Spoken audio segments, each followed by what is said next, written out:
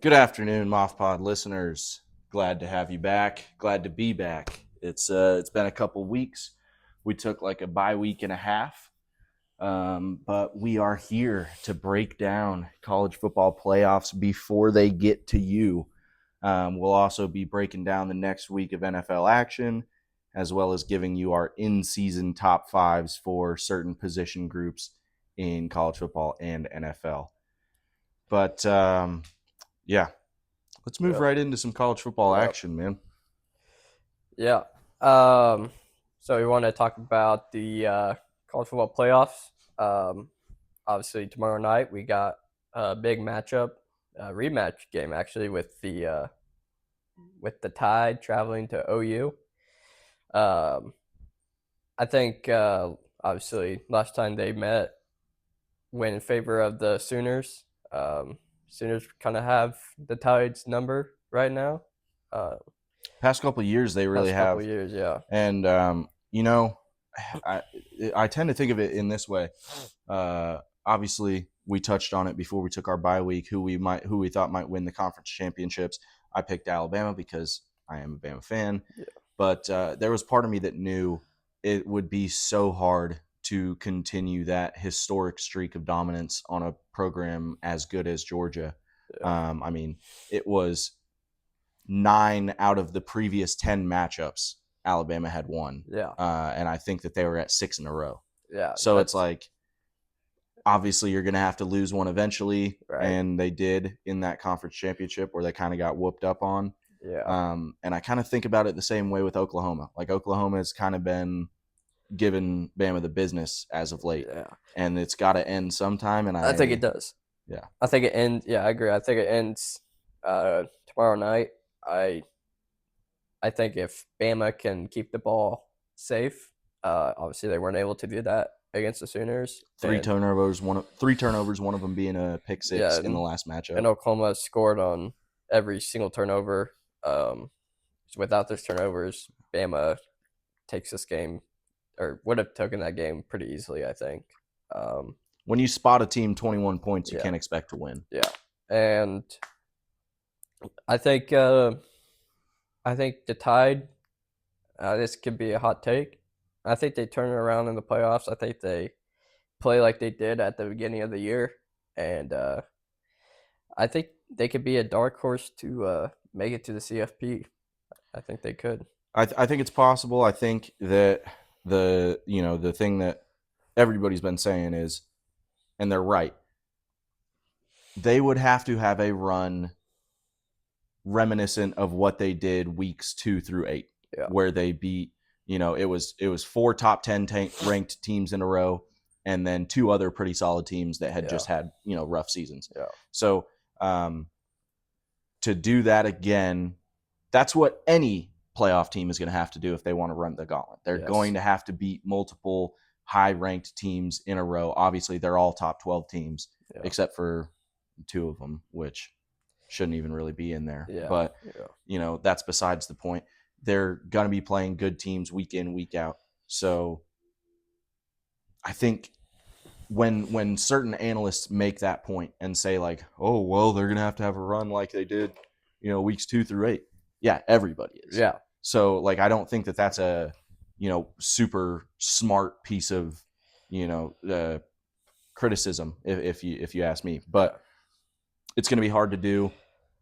They're going to, if they do make a run, they're going to have to play Georgia again, most likely, and or Indiana, which that would be another tough one. And that's the thing too, where you kind of look at it as Bama's been battle tested with all these ranked opponents. Where Indiana and Ohio State, that was the toughest matchup for both those teams. So it will be interesting to see. Like I said, like playoffs always come down to who's the most battle tested, and that's like why I think Bama can be a dark horse too.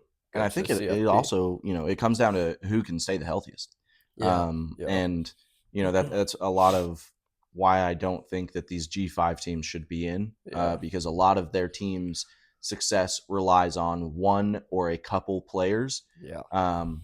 Whereas, like, Alabama, if Ty Simpson goes down, they've got the number one recruit in the nation, Keelan Russell, that can come in and back him up. They've also got Austin Mack, who can come in and back him up. You look at Georgia. I mean, I'm pretty sure that if Gunnar Stockton had to go down, that they would have somebody that could step up and at least play manageable ball. Yes. Same thing with Oregon, Ohio State. All these teams have depth. These G5 teams, and even really Indiana. Like if Mendoza were to go down, I don't think that's a survivable hit for them. Yeah, I don't know. They got his brother his little back brother. there. Yeah. But I mean, there's a reason why Fernando won the Heisman and not his little brother. Right. I think overall health is a huge concern for every team, and I think that does kind of work in the favor of Oklahoma in this matchup, just because they did not have to go and play an extra game. Yeah. They got basically a free bye week and were able to heal up. And now John Mateer feels better. Their whole team is coming back better. That defense is rested. Whereas Bama, coming off of a tough matchup against a very physical Georgia team, I think that'll be tough. But like I just said, if you're going to be the better team, you're going to have to do this week in and week out for the next, 5 weeks. So, just something to watch out for. Whoever's staying healthy, that's probably going to be a dangerous team. Yeah, I agree.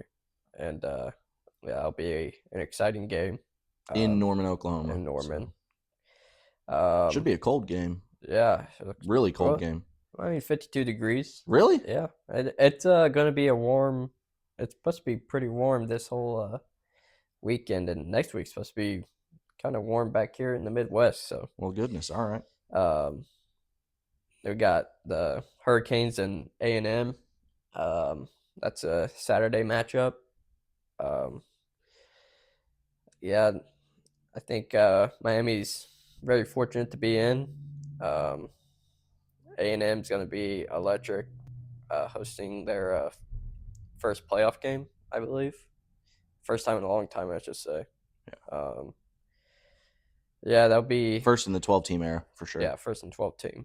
That'll be a fun matchup as well.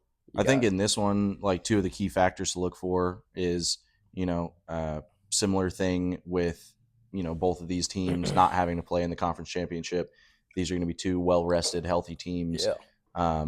You've got Carson Beck, who seems to be back to like business as usual. Yeah. I think it may have been a little bit more than just a couple hiccups this year, but I think that this is just what you're going to get with Carson Beck is like 80 or 90% of the time he's going to be very solid. Like he's a Sunday quarterback. I really think that he will be a guy that plays on Sundays. But, that 20% of the time you might have a guy that throws 3 picks in a game. Yeah. And, that's tough to deal with. And I'll be honest, I'd rather see it in the regular season than right now. And he got those hiccups out in the regular season, hopefully. Now, not to say it couldn't happen again, but, their last regular season matchup, I felt like was a decent outing for him. Yeah. And hopefully he can hold things together against A&M. You're looking at Marcel Reed, who in that game against Texas did suffer a slight ankle injury. I think he should be healthy from that by this point. I think it was just a roll because he was back later in that game. I think Marcel Reed is super talented. Casey Concepcion, all those guys that they've got. Also, their O-line is playing phenomenal, which if there's any team that you want your D-line to play great or O-line to play great against, it's this Miami Hurricanes team with Ruben Bain and the other gentleman coming off the edge. I can't remember his name. I don't remember either. But I think it's going to be a good matchup. I think it will be. I think Malachi Toney is going to be the X factor for the Hurricanes. Yeah. He has been for the whole season basically. Yeah, pretty much. No, I agree. I think if there's going to be, I've already kind of spoken about 2 upsets because Alabama would be an upset win in Norman. But yeah, I would put this one on upset alert too. I think Miami can pull off the win. If Carson Beck plays good football, doesn't turn the ball over, I wouldn't be shocked. That and this, this A&M secondary is no slouch. So I think that if they can lean on that run game with Fletcher a little bit, that should be a huge help to their odds of winning this game. Because if they can run the ball with impunity, that will open up the pass game for Carson Beck. Give him bigger passing lanes, different things to look at. So I think it's totally possible that, just like you said, I think that they could go out there and win this one. But I don't really have anything bad to say against this Aggies No, I team. don't either. They had an amazing season. I honestly think this is a game that the Aggies should win. It should be, I'm just saying that, don't be surprised if you come in and see a Miami upset win. And I'll be honest, I think that if it is a Miami win, I don't think it's going to be super, super close. Because Miami, the way that they win is explosive and high scoring and, just keeping their foot on the pedal. Like, that's their style of football. Yeah, I agree. They're like the equivalent of the Detroit Lions in the NFL. Yes. If they're going to win, it's going to be by like 20. Yeah. But if they lose, then it's going to be a close game. Yeah, really, I see two scenarios here. I see Miami losing a close game or Miami winning this in a fashion that surprises you. Yeah. And then Tulane at Ole Miss. Rematch. What was the final score of that initial matchup? Do you know? I bet we could find it. I think it was Ole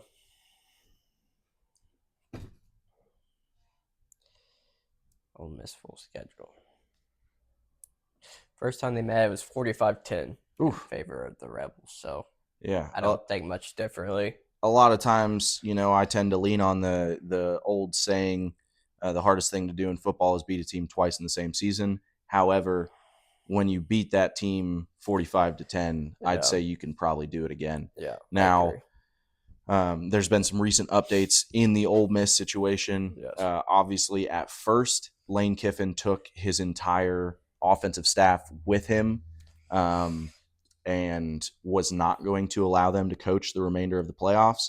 He was getting a lot of public backlash on that, so he ended up letting them return to coach the remainder of the playoffs. Obviously, he will not be there, which he is their primary play caller. I think that will make a huge difference because when you've got a guy like Lane Kiffin who he's on the headset every single play telling Trinidad Chambliss, like, hey, you're going to have this. Like, this is going to be open. And I'd say probably 9 times out of 10, he's right. That's just kind of the offensive mind that you're dealing with. Yeah. And without him, I could see this game maybe being a little closer, but I don't see it being a Tulane win unless Dylan Retzloff just turns in the performance of a lifetime. Yeah, I think is it Dylan? Is the first name Dylan? That was Zach. Is it Zach Retzloff? Oh, no, we're both wrong. It's Jake Retzloff. Jake Retzloff. Wow, I don't know where I got Dylan from. I don't know. I thought it was Zach this whole time. Okay, well. Jake Retzloff will have to have pretty much the game of his life to even make this game close. I don't think Lane being gone will really affect Ole Miss in this game, but I think this could very well possibly be a team that's one and done for sure. So, yeah. So, obviously, a lot of hope for that Ole Miss team in this playoff. I think that we'll really see. I think that we'll get a good preview of what the rest of the playoffs is going to look like based on this game. And I think that it'll be pretty obvious based on their play style. If their play style is the same, if you're seeing Trinidad Chambliss go for the same numbers, Kejuan Lacey go for the same numbers, if you're seeing these sorts of things, these sorts of trends, then I'd say that's a good sign that you're going to keep seeing that. And maybe their talent is enough to overcome and they, can win a couple games. But I agree with you. I wouldn't be surprised with a second round exit for them. Yeah. Don't get me wrong. This is still a very talented Ole Miss roster, which once again is in large part to the job that Lane Kiffin did, bringing in the right talent. Yes. And most likely, I would say that a lot of that talent will be following him to LSU in the following year. So, obviously I made my thoughts on this clear that I don't think that the G5 deserves an automatic bid. Yeah. I think that it's absolute hogwash that we don't just have the best 12 teams in the playoff Yeah. because you're also leaving a Notre Dame team off the slate because we have to give them I agree. 2 automatic bids. And unfortunately, the committee's hands are tied in that situation. Having if they don't put a group of 5 team in, then yeah, they're gonna. I mean, they're facing big lawsuits, but I think what would solve this is having the group of 5 kind of have their own like tournament. Really, I think they have their own like the FCS has their own championship. I think the group of 5 should have their own championship as well. Well, and I think, honestly, if you're Notre Dame right now, the weight is on your shoulders. The blame is completely on you. Yes, because absolutely. you have chosen to still be independent. Yes, you still typically schedule yourselves with a difficult schedule, which that's honorable and commendable in today's college football landscape, because you could very easily schedule, a couple ranked teams and then cupcakes all the way the rest of the way through and probably make the playoff, which you don't. Typically, Notre Dame is a team that will schedule themselves a semi-difficult schedule. Yeah. But you did have 2 ranked teams this year, and you found a way to lose to both of them. Yes. Now, if you were in a conference and you could go play for a conference title after all that, say that you joined the ACC, became their 18th member. Yeah. Yeah. I bet that that's a conference that you could probably run that conference year in and year out. If not, at least be a perennial contender for them. Yeah. So join a conference, stop being independent. You're only hurting yourselves at this point. I think this is, that's a message like that the committee's sending. I mean, they've been told for a long time now that they should get into a conference, and yet they blow it off like it's nothing. And I could see that being a decision that's made fairly quickly, considering that this is one of the first times that we've seen it really hurt them as far as their postseason hopes. Yeah. So, yeah, I mean, it sucks that we're not going to be able to see a player the caliber of Jeremiah Love in the playoff, because that is definitely something I'd like to see. He's a running back that is worthy of playing playoff football. Yes. But also, I think it's also just a total disgrace that you turned down a bowl game. I was going to go there too. I think it's a big mistake to turn down a bowl game. Yeah. I mean, a lot of those guys aren't Jeremiah Love, and they're not going to go to the league. So to have their last game be pretty much, I don't even remember what the last game was, but it certainly wasn't a bowl game and you got to think about the bowl game is not just the game. The bowl game is like the week leading up to. The team gets gifts from whoever the sponsor is. The team, gets to play in front of a huge crowd in a big stadium. There's lots of fanfare. There's fun events leading up to it. It's a whole experience for like a week. Yes. And to strip these players of that, and which they said it was a player vote. They said that they did put it up to a player vote. I find a hard time believing that this team was like, yeah, we're good on just not playing. Yeah, I mean, especially since you got young, the quarterback, CJ Carr, is a freshman. I mean, you're wasting practice reps for all those redshirt freshmen, like all those younger players, and it's just another.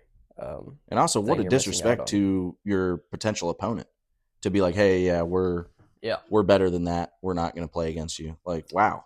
Okay. Yeah. So I don't know. I think that is just an unwise move. But join a conference and you wouldn't have to worry about getting in. What were we talking about before that? Were we still on Tulane Ole Miss? Yeah. I mean, I got nothing else. Yeah. All right. And then the same for JMU and Oregon. I think Oregon.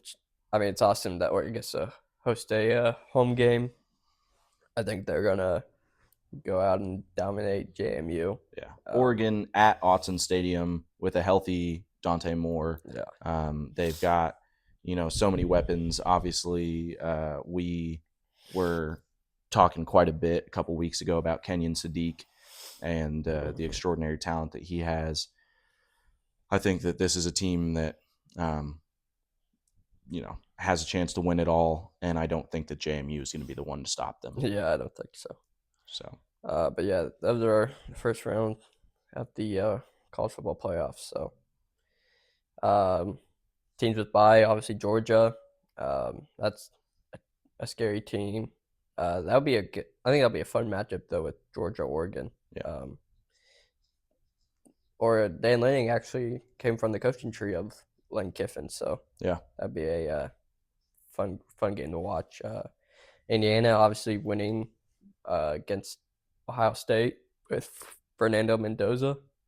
That was a nasty fade throw and catch by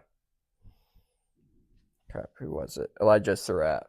That was just a big play.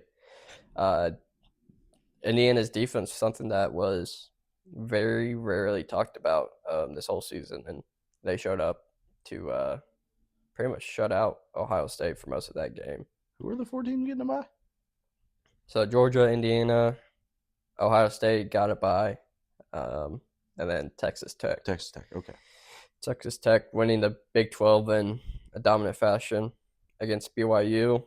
Yeah, BYU just didn't really stand a chance in that game. I mean, and we've kind of been saying this all year with Texas Tech. When you've got a $1 billion roster, Yeah, it's kind of hard to compete with you. yeah. But hey, if you've got oil money donors like that are going to just come in and flip your team in 1 year, Yeah. I don't see why you wouldn't. Yeah. If I was the AD of a team, I certainly wouldn't be turning away donations. No, definitely not. But yeah, I mean, I think that's really all we've got to say about these matchups. There, I think that there are going to be some quality matchups in there. I think that we're at a point with the college football playoff, with the 12-team format that we're in, that you're going to get a blowout or two in the first round. Yeah, I think that there's almost no way around it. Yeah. Especially with the G5 being in. Now, if that changes in the future, you might see some more competitive matchups in the first round. I think expanding to a 16-team playoff will definitely bring more exciting matchups for the first round of playoffs. And I think that, this year there were a lot more teams deserving of a playoff spot than got in. Yes. Because, I mean, you look at Vanderbilt and their resume. Yeah. You look at even, I got to say, I mean, Texas had an argument. Texas had a pretty good argument. And, I think that there's a couple teams left off the board. Obviously, we talked about Notre Dame. Notre Dame, I have no sympathy for you. Just join a conference. I mean, BYU had a great argument. I mean, they lost to the 4th-ranked team. Yeah. Played in a championship game, and they got left out as well. So, and realistically, that would probably be the other 4 that we would be getting in. Yeah. And to have all 4 of those teams make it in, I think would have ended up with some really quality matchups in that first round, and would have been pretty exciting. But nevertheless, we're going to move on to our top 5 lists. We're going to be covering quarterback, wide receiver, and running back. And we might have some honorable mentions at other positions, but certainly at least those positions. So I think starting off with quarterback, probably way to go, right? I think it is a way to go. And for me, I think, consensus number 1 has got to be Fernando Mendoza. Yeah. We are in a little bit of a Heisman drought year. If you I was looking at some statistics. If you compare his stats to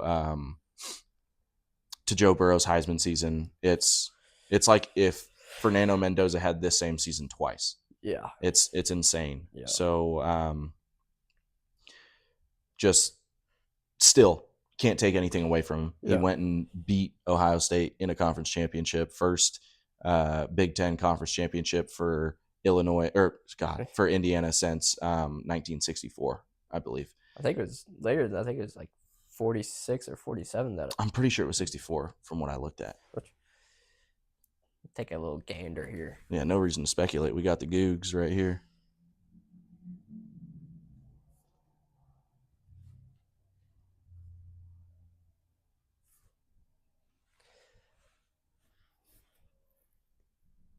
Okay, it was, yeah, you're right. 64. Okay. 1967. Oh, 67. Okay, Yeah. not 64. All right.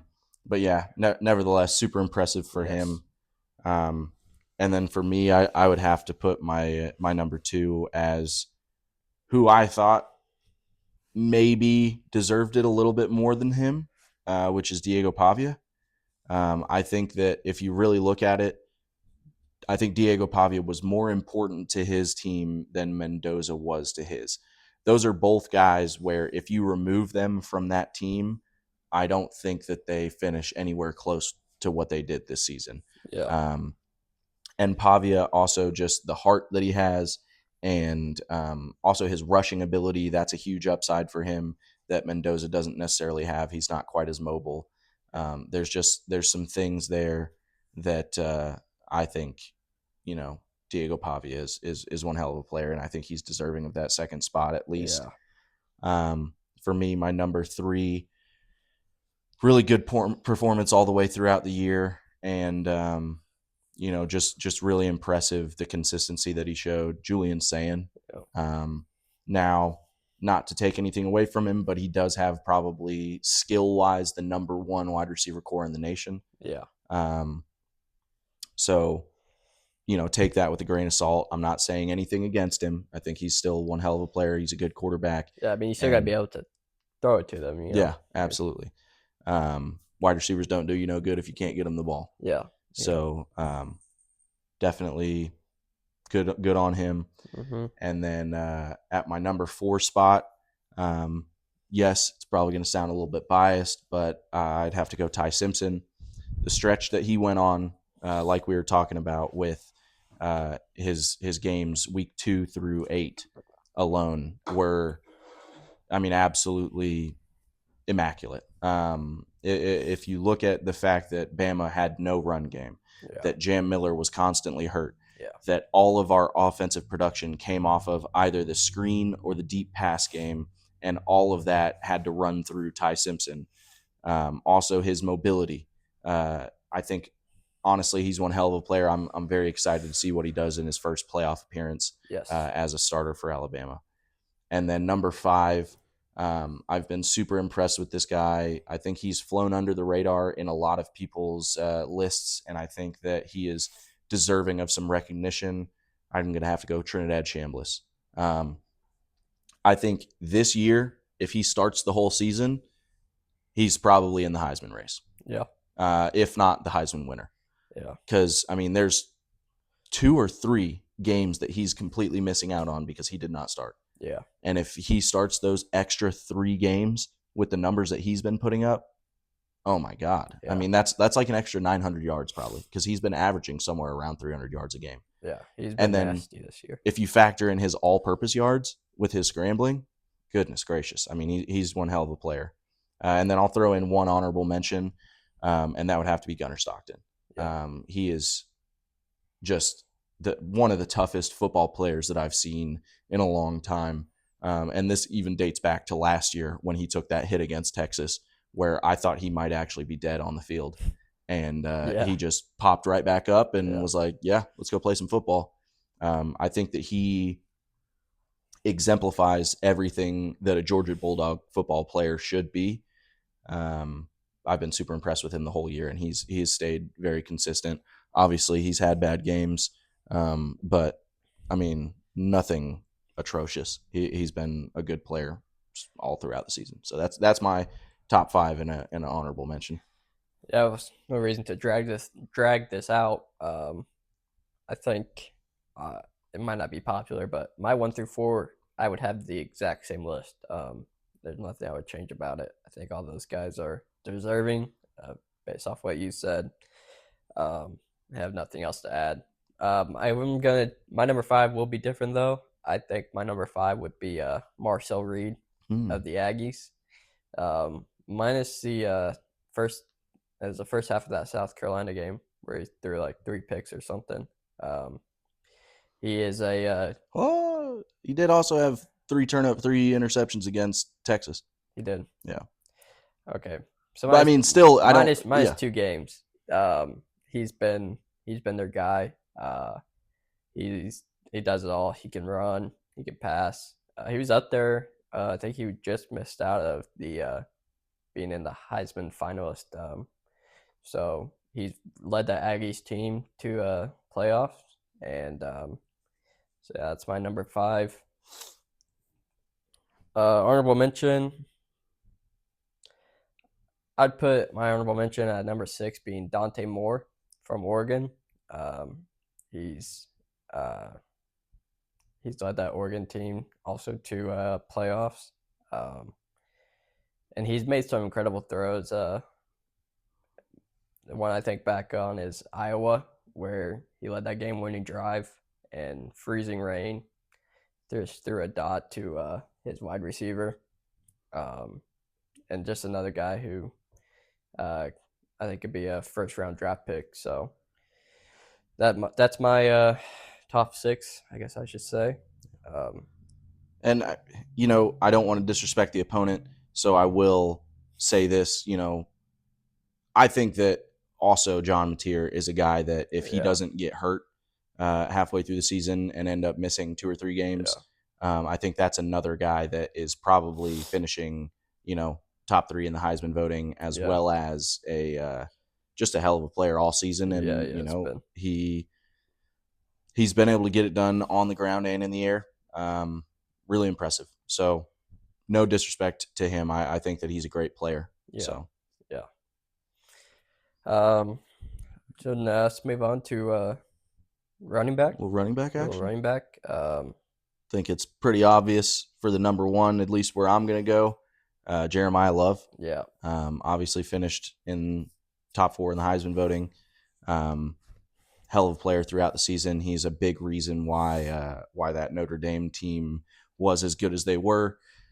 He also is another guy where it's like there were certain games where he was kind of victim of their own success because he was at halftime of the oh my gosh, we were just talking about this the other day. Who were they playing at halftime? He was at yeah, 260 yards yeah, and 3 touchdowns or something like that, and it was just insanity. And there's a couple games that he got pulled from because he was playing so well. yeah, And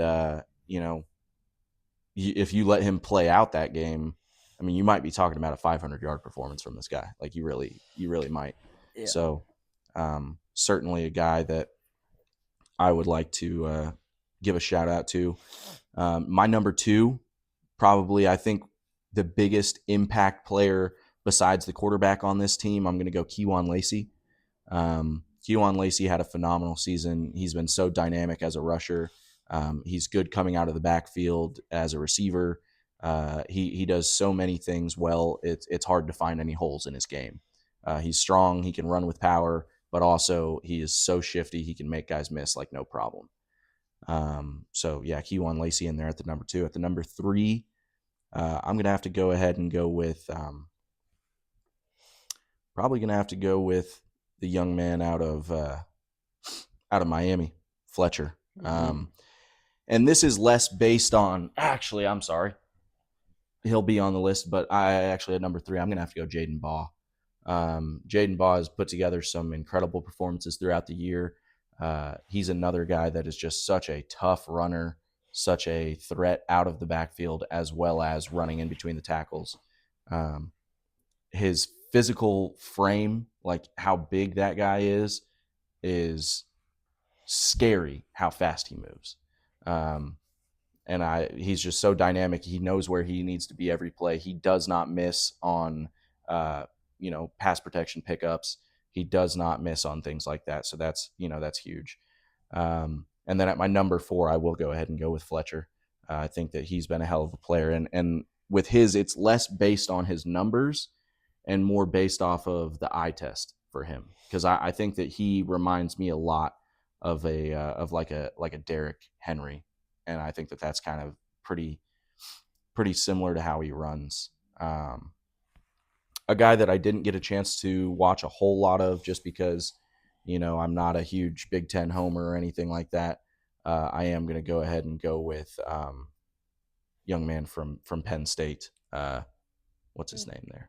Take it up, Katron Allen. Katron Allen. Katron Allen. I was about to say Quintravion Allen, Yeah. which that would not have been correct. Yeah. But Katron Allen, everybody has had nothing but good things to say about him. I think that he has been a victim of coaching changes throughout the season, as well as losing their quarterback, as well as so many different things that Penn State team has been through. So, just good on him for still having the season that he did. Yeah.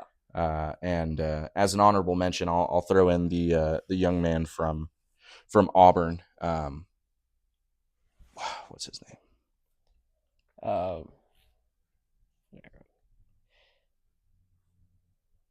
You're thinking of Jeremiah Cobb. Yep, Cobb. One hell of a player. In the Iron Bowl, he was super dynamic, as well as in multiple games leading up to it. So, just impressed with him, and kind of another guy where it's just kind of the eye test. Yeah. Watching him in that Auburn game, he's super dynamic runner. Yeah. For me, obviously, number one, Jeremiah Love, Heisman finalist for a reason. Number two, I'm going a little different route. I think Ahmad Hardy. It would be my number two. He pretty much carried that Missouri team to their record, and Ahmad Hardy off my list is crazy. I didn't even think about. He had a that. couple of off games, but we want to talk about a guy who doesn't perform. Their team reflects off of it. It would be Ahmad Hardy.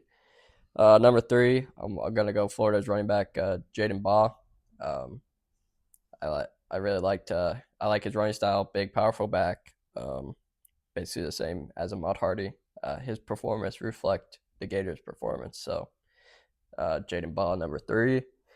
Number four, Katron Allen. Like you said, a guy who wasn't really talked about a lot, but I mean, he had like 1,300 rushing yards, 15 touchdowns on the ground. That's a pretty great performance for the season for a guy who lost his coach during the midway through the season. So, number five, I gotta go Keywan Lacey from Ole Miss. Just a guy who I think he's like Ole Miss. He's Ole Miss rushing. Did he break the Ole Miss rushing record? I'm not 100% sure. He'd be pretty close if I remember. But anyways, another dude all running back. He can catch. He can run. So he goes number five. Honorable mention. My honorable mention would go to. Man, I don't know. Actually, I do know. My honorable mention would go to Jordan Marshall from Michigan. I think got injured midway through the season. He was on pace to be like the leading rusher this year.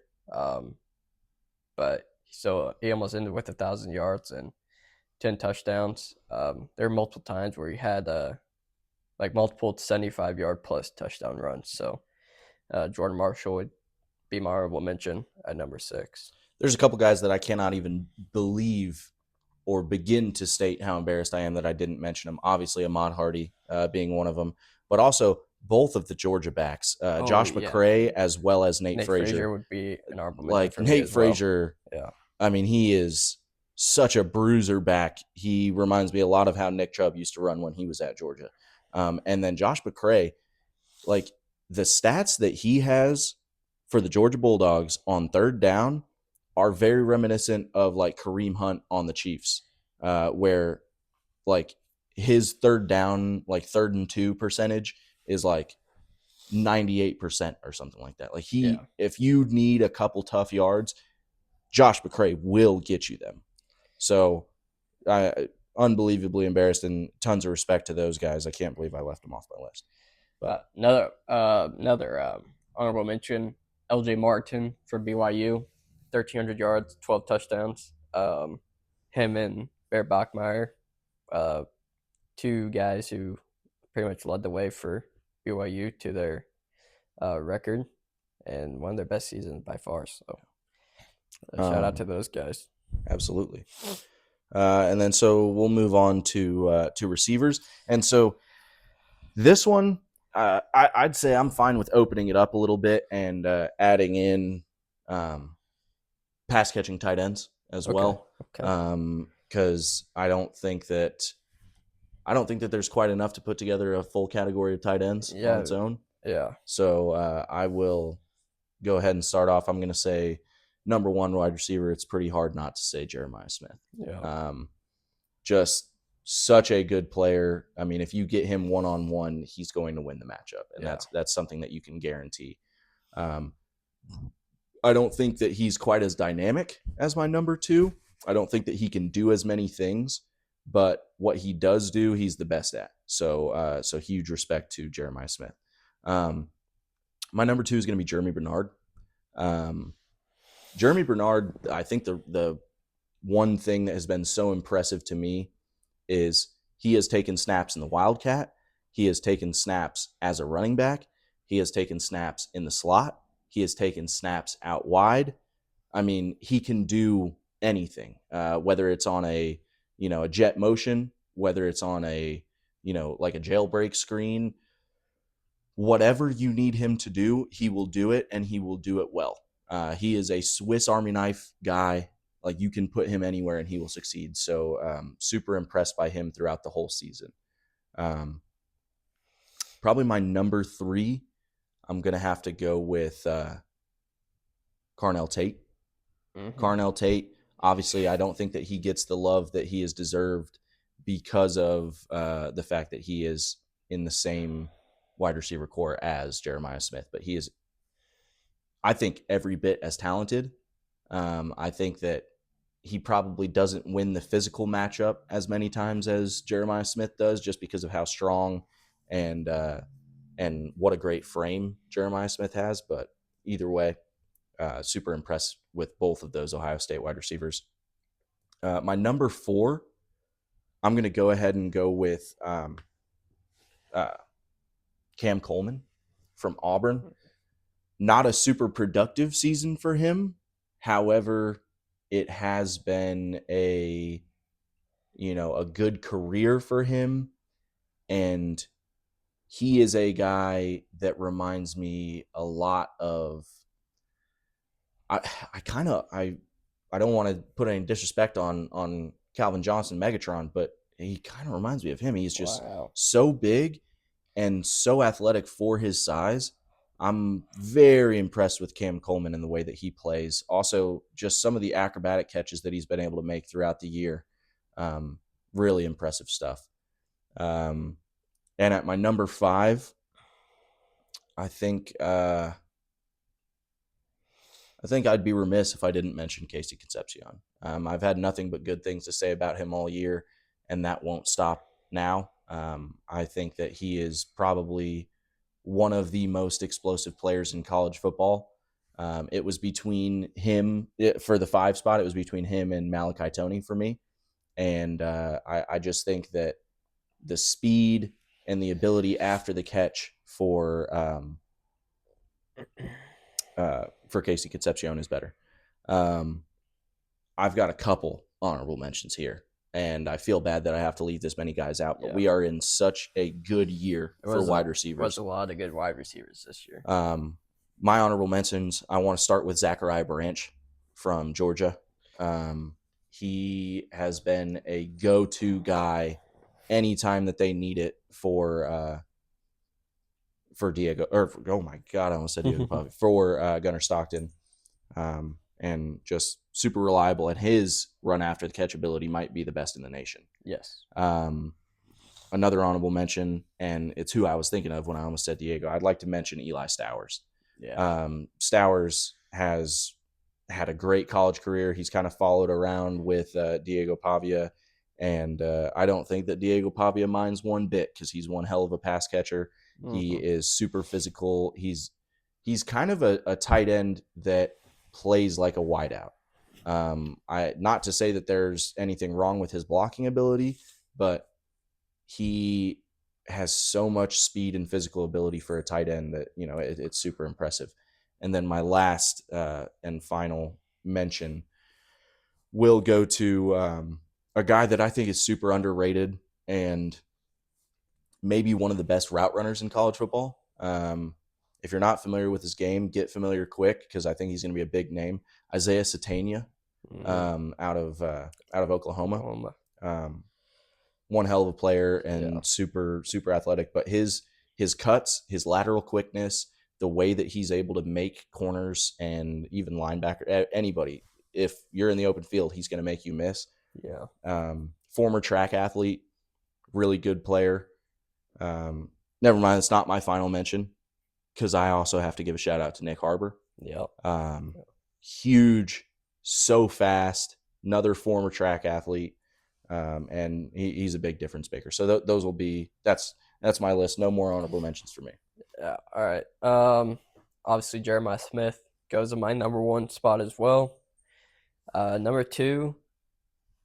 Man, it kind of gets tough after that. Yeah. Because these guys can be interchangeable.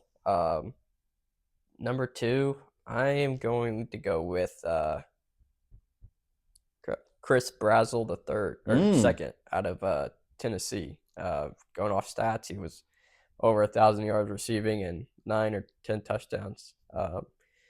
A monster, just a real fast wide receiver out there. Number 3, Casey Concepcion goes in my 3rd spot. Obviously, a guy who can return punts and just a great wide receiver. Number 4, Jeremy Bernard. Obviously, a do-it-all guy for Bama. I'd like to see what he can do in the NFL. Number 5, I think number 5, I go with Cam Coleman. Like you said, just he's had a great career at Auburn, and yeah, honorable mention. Number 6, guy put in Jordan Tyson from the Sun Devils. This guy's supposed to be a first-round draft pick, contested ball specialist. He can high point it very well. And then number 7, I go Stowers as well. I think he could be like a Brock Bowers in the NFL. Same with Kenyon Sadiq. I would put him right behind Stowers. Kenyon Sadiq really reminds me of Njoku a lot. Like big, but also big. like so athletic. Yes. Yeah. And I think that Nick Harbor and Isaiah Satenga would also be right there inside the top 10 for me. Yeah. Yep. And Zachariah Branch. Zach Branch. Also, I mean, it's crazy this year that we're in for college football with how many good wide receivers are out there. Because, neither of us mentioned Mekhi Lemon out of USC. Fred Biletnikoff Award winner. Yeah, like Mekhi Lemon. But I mean, honestly, okay, I don't feel horrible. I would switch up. Okay, I think number 1 Jeremiah Smith. I think 1 and 2 I'd keep the same. Mekhi Lemon, I would probably switch out. I'd probably move my list down. So Mekhi Lemon would go in 3rd for me. Then Casey Concepcion. Then Jeremy Bernard. I'm not as much of an awards guy. I like to go off what I've seen on the field, and I've seen Mekhi Lemon be explosive and be a contested catch specialist. I've seen him do incredible things. However, I like my list where it's at. I don't think that there's much I would change on there. He had a nasty season. He did have a nasty season. I can't believe I forgot about him. Yeah. I mean, don't get me wrong. Mekhi Lemon is that boy. Yeah. But we're in such a loaded wide receiver class. Yeah. When these guys all get into the league, oh my God. Yeah, it'll be. I mean, there's going to be some teams that have nasty wide receiver cores if they treat the draft correctly. Yes. And there's definitely some young quarterbacks that are going to need them. You talk about Shedeur Sanders in Cleveland. Yeah. Imagine if he got even 2 of these guys. You imagine Shedeur Sanders with Zach Branch and Mekhi Lemon? I wonder What picks do the Browns have this year?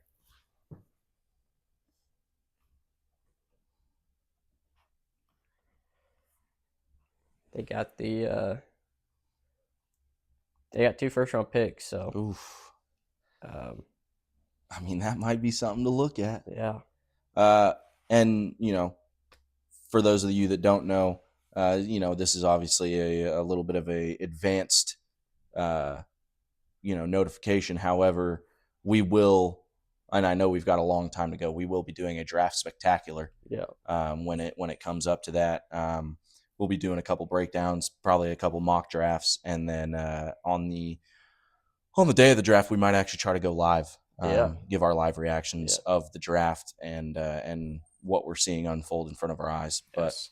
But as far as I'm concerned, that's our regular season breakdown and our predictions for the first round of the college football playoff. I'm ready to move on to some NFL action. I'm ready too. All right. As we near the end of the regular season, man, it felt like this year flew by. Man, you know what's insane? I mean, your preseason Heisman favorites, like almost none of them are there. I was Arch, Cade Klubnik, Garrett Nussmeier, and then what? Jeremiah Smith. I think Jeremiah Smith was, and none of them finished top 4 in voting. Yeah, I don't know if any of them finished top 10 in voting. Jeremiah Smith might the have. Only one I could think of, but yeah, crazy. It's insane. A crazy college year. Yeah, I mean, there's and obviously your preseason number 1, Texas, is now not even. What were they? They're 17. No, I think they're 13th. 13th. Yeah. Yeah. So that's crazy in itself. Yeah. Obviously, we've seen what happened with the fall off of Clemson. Yeah, that's a crazy fall off. Horrible year for Clemson, but hopefully they'll bounce back next year. I think college football is more fun when you have a good Clemson team in the mix. Yeah. Also, it makes the ACC look a little bit stronger. Yeah. You know who else could make the ACC look a little bit stronger? Notre Dame. That Go ahead and get on in there. Be the 17th team. Yeah. Or be the 18th team. Yeah. Even things out. Go to the conference championship every single year. Probably almost guarantee yourself a spot. That'd be a good top 3 to watch. Miami, Notre Dame, and Clemson all battling out. That'd be fun. Yeah. Then you got teams like Georgia Tech and even Florida State. Like SMU. SMU. I mean, that is a conference that could be a lot stronger. Yeah. Obviously, some rough years this year for some of those teams. Yeah. But that conference could be so much stronger. For sure. But all right, we're going to go ahead and move into some NFL action. Yeah. Let's break it down. I want to mention one thing real quick. My Denver Broncos, first team to 12 wins. Hell of a season so far. Yeah, it's been incredible. Technically, with some other things happening that are out of their hands, they could technically clinch a first round bye this week. Yeah, that would be. I think they would have to win. The Pats would have to lose. Yeah. The Bills would have to lose. Yeah, there'd be a lot going on. Yeah, I mean, I think there's 3 things that they need to have happen, and then them winning. Yeah.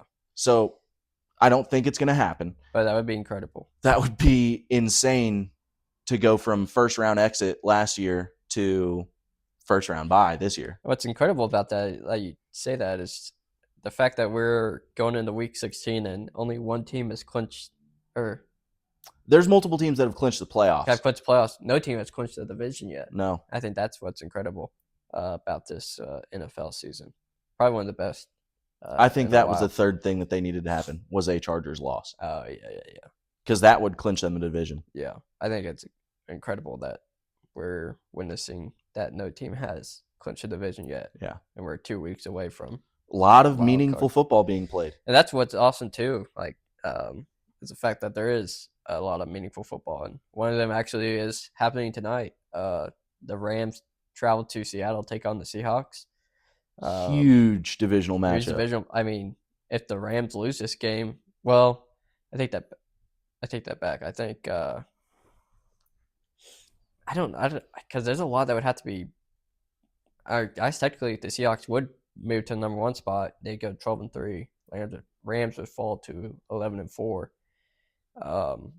So yeah, Rams would jump to the number 1 spot, and then the Rams fall down to the 5th seed. So, which I believe with a head-to-head victory right here, the Rams would clinch their division if the they Rams won. would clinch.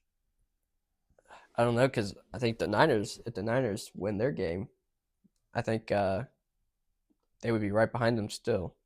I mean, but we've only got I think the Rams and a Niners couple. play either tomorrow or next week or the week after, because I think they've only played each other once. So Yeah, okay. I don't Either think way, a head-to-head win here for Seattle would be huge. Seattle needs this win way more than I should say way more than the Rams do, based off because they've already lost to the Rams once. So, obviously the 12th man out in Seattle, they're going to be super hyped for this game. Weather actually is going to be pretty nice up there. And we were talking just before we started. I think there's a big difference for teams who normally play in domes. They go travel outside of that environment, and I think the two exceptions have been. I think there's two exceptions. One is this Rams team, very very good no matter where they play. They travel well. They are without. I think they are without Devontae Adams. So let me check and see if that still stands. Yeah, Devontae Adams is doubtful to play in this game, so that could be a big blow. Obviously, if you're the Seahawks, I think no Adams means that you are just double covering Puka this whole game. Especially because Adams has been such a red zone threat this Yeah. year. It seems like any time that that Rams team is down in the red zone, they look his way. Yes. And his fantasy points reflect it. So Yes, yeah, they do. But yeah, I think this is one of the best Thursday night matchups that we've seen in a long time. And I like Thursday night. I like listening to Kirk Herbstreit and Al Michaels. I think Al Michaels is losing his touch though. Yeah, he is. But I still think they're way more respectable to listen to than some other broadcasters we got out there.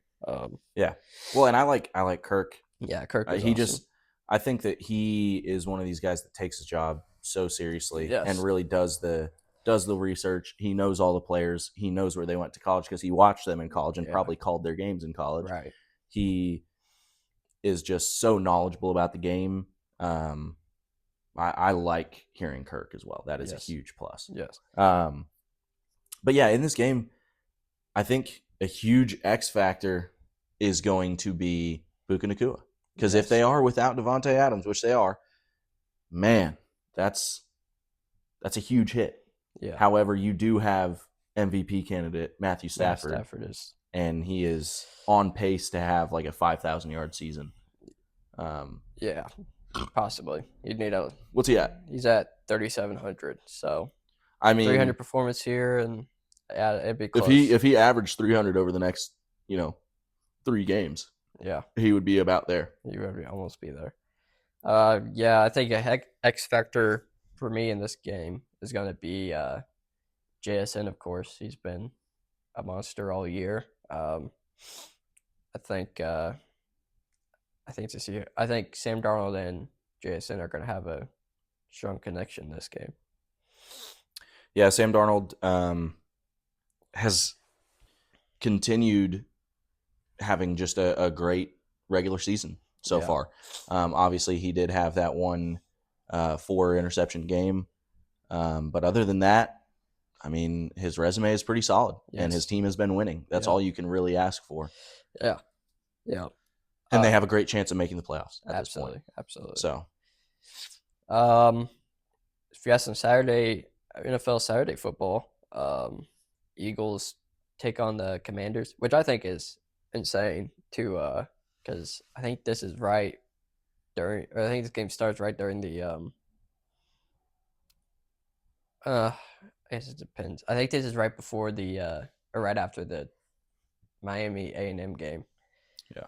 Or it might be on during that game, so kind of bad scheduling in my opinion, but either way, anyways, the Eagles take on the Commanders. I think the Eagles win. They clinch their division. Obviously, Commanders are sitting out Jaden Daniels the rest of the year. Smart move by Smart them. move, yeah. Um, By a franchise that has historically not known how to manage right. young mobile quarterbacks that seem to be up and coming stars. They love to get them injured and end their careers. Yeah, So. it's crazy. God, what bad luck have they had with young quarterbacks, especially Yeah. young mobile quarterbacks? I mean, you talk about RG3 obviously being the start of it. RG3. Obviously not their fault, but Dwayne Haskins, rest in peace. Yeah. And then now Jaden Daniels having Yeah. his elbow all destroyed. Yeah, I hope he can bounce back next year. Yeah. Yeah, I think a lot of people were really high on the Commanders this year too. Oh, so. yeah. I mean, going to the NFC Championship last year and then probably not going to make the playoffs this year. That's Yeah, there's no way they can make it at this point. Yeah, obviously, I mean, not much needs to be said. I think Eagles are playing for a lot. Commanders are not. So yeah. yeah, I would expect the X factor be Saquon Barkley. I think Commanders are pretty weak at stopping the run, so I'd look for Saquon to have a big game here. I would say a huge X factor is going to be that Eagles D line. I think Jalen Carter, Yeah. all those guys, Jalix, Hunt, Yeah. a lot of those guys up front are going to be huge difference makers. I watched a game against I can't even remember who it was, but I watched the game against the Detroit Lions where it was Jared Goff back there, and they batted down probably 15 passes. It was insane. Yeah. It was absolutely insane. And it's not like I wouldn't be super surprised if they were batting down passes from Kyler Murray or something. But it's not a small quarterback that they're doing this to. Jared Goff is what, 6'5" or 6'6"? 6'4", 6'5", yeah. Yeah, he's a big dude. He can see over the pocket. So the fact that they were just getting that hand up and swatting everything that he threw, seemingly, super impressive. But yeah, I think that's going to be a huge X factor. Yeah. And 7:30 night game. Packers travel to take on the Bears. Big division game here. Right now, the Bears are back in front of the NFC North. Packers win here, bumps them to number 1, and the Bears down to 6-7. Yeah, I don't remember what spot they would land in, but these two teams just met 2 weeks ago. Packers dominated the Bears with Christian Watson. Great start by me in that game in fantasy. Luna, get down from there. But the Packers just lost my boy Micah Parsons. Yep. Hope for a speedy ACL. Hope pray for a speedy recovery to him. Not a guy. I mean, not a guy they can afford to lose. Not at this point in the season. Not a guy they can afford to lose, and not a guy that like fans want to see lose either. I think he's one of the faces of the league, especially on the defensive side. Yeah, Micah Parsons being out, I think that's going to be huge. I think that's another guy that does a great job of keeping quarterbacks uncomfortable. And if you have Caleb Williams in a clean pocket, that's a dangerous combination. Yes, he does have incredible arm talent. He has good accuracy, and his power is huge. Yeah. He also has DJ Moore and Rome Odunze, and gosh, get down from the tree, Luna, now. Stop doing that. Sorry. He has good weapons around him. Obviously, DeAndre Swift has been playing like a man possessed lately. Yeah. And Monungai has been a good tandem with him. Yeah, it's a nasty duo back there. I think it's quite possible that the Bears do win this one. I think, like I said earlier, I go back to that old saying of, the hardest thing to do in football is beat a team twice in one season. Yeah. Especially when you've got Ben Johnson calling your plays. Yeah. I think that there are a lot of things that he probably saw in that first matchup that he can capitalize on and hopefully improve against these Green Bay Packers. These are both teams with playoff aspirations. Yeah. And honestly, I could see both teams making it at the end of the day. So yeah, I don't know who I would. I mean, I think I like the Bears in this one, you honestly. do. Yeah. See. It just, man. I think I like the Packers here good. I think. And I don't think you're wrong for that. I think don't know. that's just It can go either way. Yeah. It really could. I'm not gonna be shocked by either team winning. I mean, it'll be a big. It's going to be a big game to see what the Packers defense will be like without Parsons back there. But I think they have other guys still who can make plays on the defensive side. So I think, one thing that shocks me, right, is so there's a second-year quarterback in the Windy City. Yeah. And there's a fourth or fifth-year quarterback in the Bay. Yeah. Green Bay. Yeah. And I got to be honest, I think that Caleb Williams is the more consistent of the two this season. Yeah, he has been. Now Jordan Love, when he's like firing on all cylinders, might be slightly better. Yeah. But he's very up and down. Yeah, I still wouldn't put. I'm not there yet. Rather, putting Caleb Williams above Jordan Love. But yes, more consistent wise, Caleb Williams does have that edge over him. But I mean, these two teams just played each other like I said, a couple weeks ago, and Jordan Love completely outdueled him. Yeah. Caleb Williams did have some nasty throws that game, though. I remember that. Like he had like his sidearm, almost shortstop, the first base throw, and he just fitted it into his wide receiver's hands. It was incredible. Yeah. But I think it's gonna be a good matchup. I think it will be. Yeah. I think that's one that I could truly, really, really see going either way. That'd be such a hard pick for me. But the Bills Browns on Sunday afternoon. Bills win by $1 billion. Yeah. I mean, their ability to overcome deficits this year has to be studied. Oh my gosh. I mean, the Ravens early in the season. Patriots last week. I mean, put up 35 against that defense is that's no small task. Accomplishment. Yeah, it's an accomplishment to itself. I mean, that's a well-coached defense by Mike Vrabel. But yeah, I just think it. The Bills and Josh Allen. I think Josh Allen is making his way back up for an MVP push.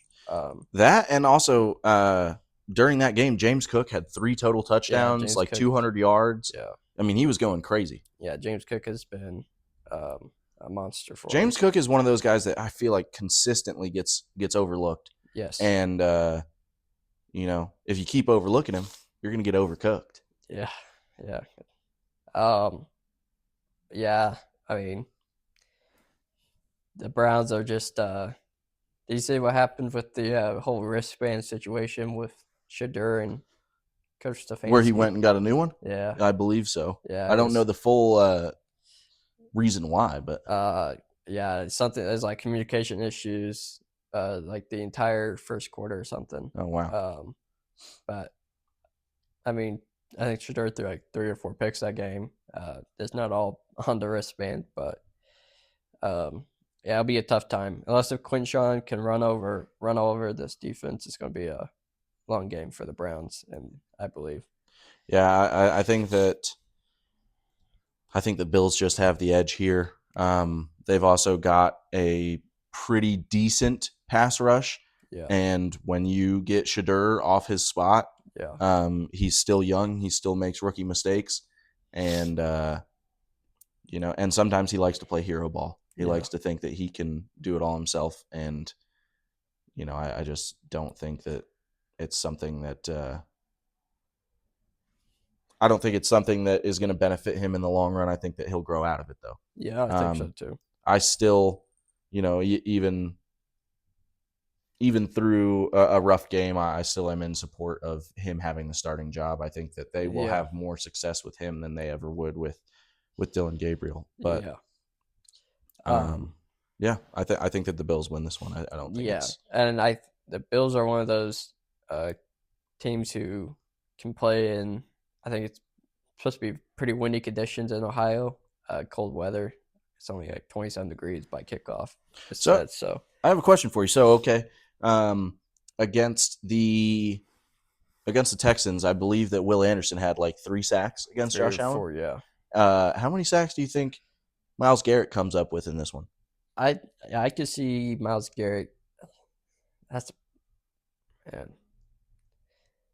Yeah, I can see Myles Garrett getting like. I think he gets 2 or 3. I could see him getting 4 sacks here. I could see 4 possibly. I think that 2 or 3 for sure. Josh Allen this year has been scrambling a lot more because he doesn't have the same talented wide receivers that he's had in the past. And he's had a bunch of O-line injuries, which I'm going to look and see. He's had to make a lot more time for himself. It doesn't look like he gets his lineman back. His best lineman, Deion Dawkins, is still questionable, but he should be slated to return, so that'll be a development to watch for. If he doesn't have Deion Dawkins, then I can see 4 sacks for Myles Garrett. If he does, I still think Garrett gets 2 or 3. Yeah. We got the Chargers at the Cowboys. This is a game favorite in this game. That's kind of shocking. So the Cowboys are technically still in the hunt. They have not been eliminated from playoff contention, I don't believe. Yeah, let's look at the playoff picture.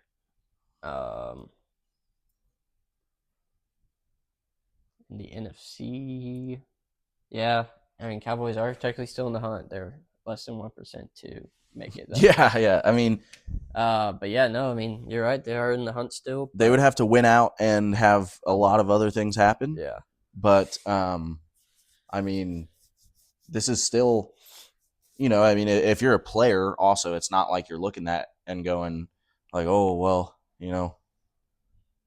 like they still want to go out and win the game regardless, right? Whether it's like, oh, we're basically out, or hey, we have a 98% chance. Either way. Yeah, I don't think players should really be focused on whether we're making playoffs or not. And I think that this is a pretty decent matchup for them, honestly.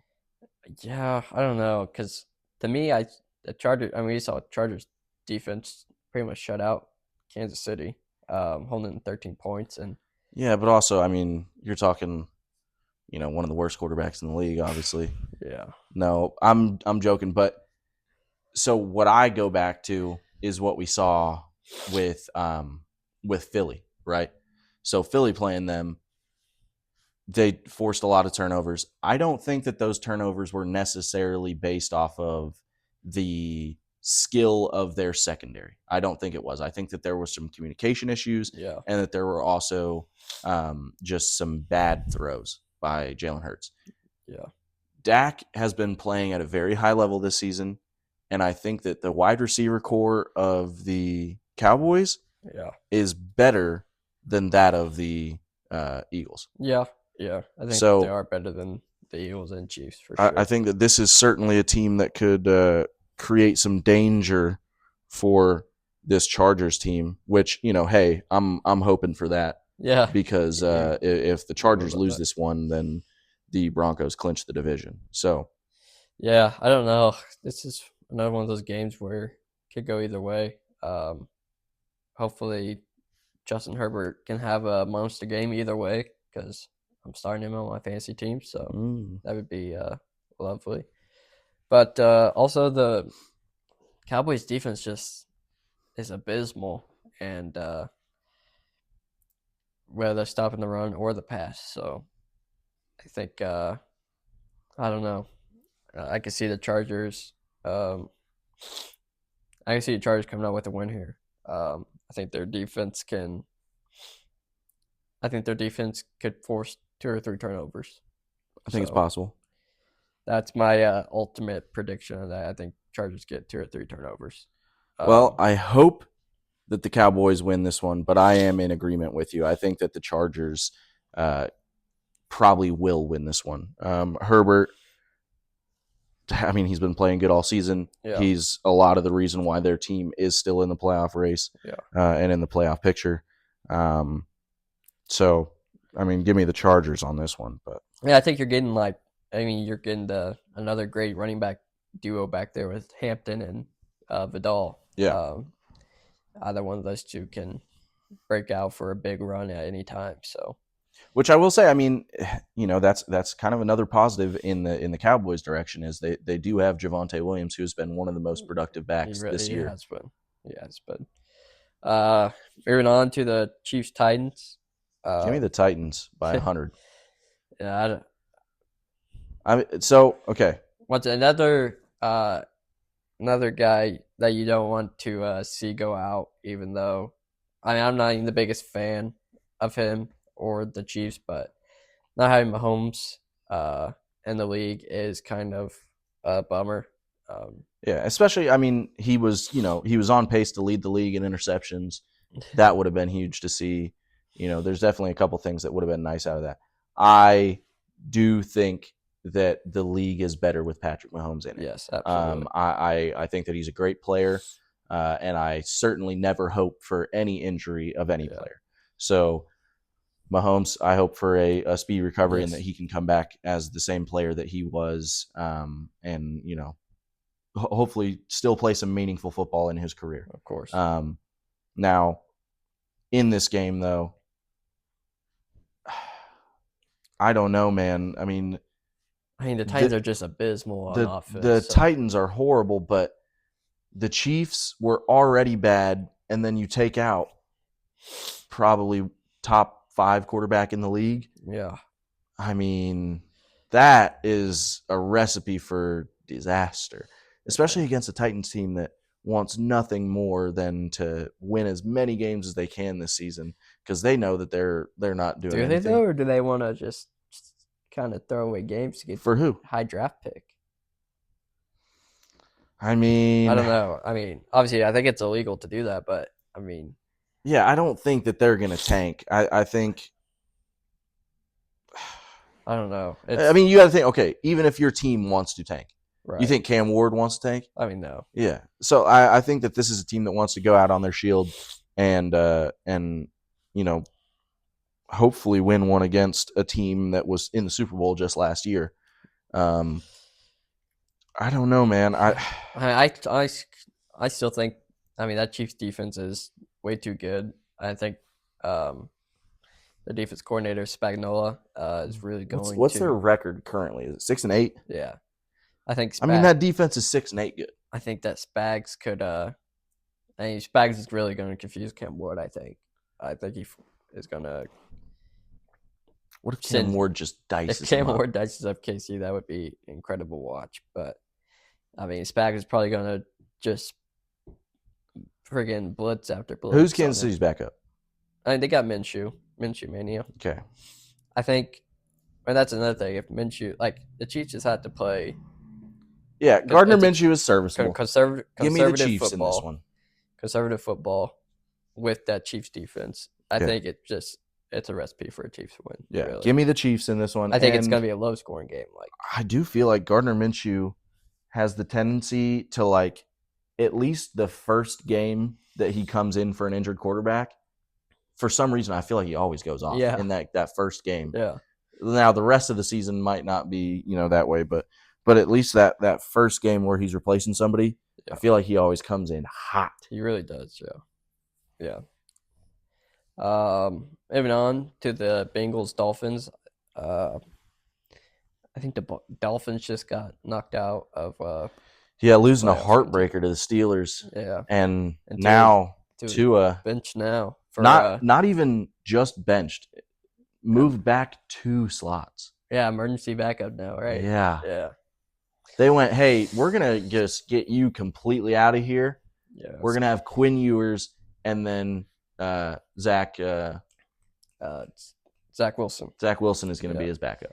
Which I'm excited. I think it's awesome that they're giving Quinn Ewers a shot. And he gets a good game to do it against the Bengals. So I cannot believe that Tua is a guy that a couple seasons ago led the league in passing.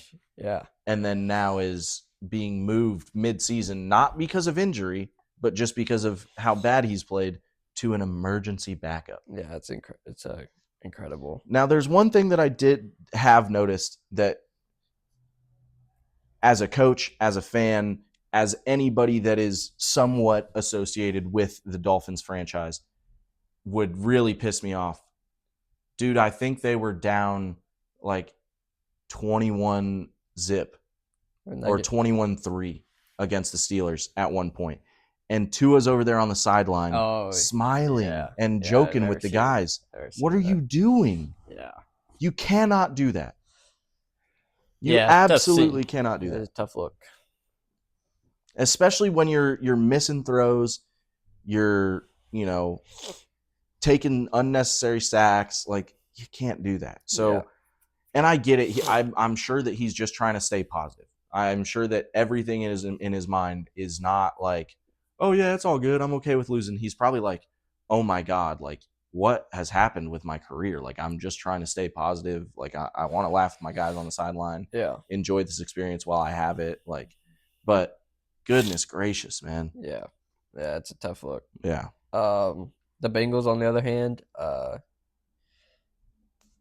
mean, Joe, Jamar, T. Higgins coming back. I think the Bengals pull off a win here. Oh, absolutely. I would pick the Bengals to win this game. Yeah.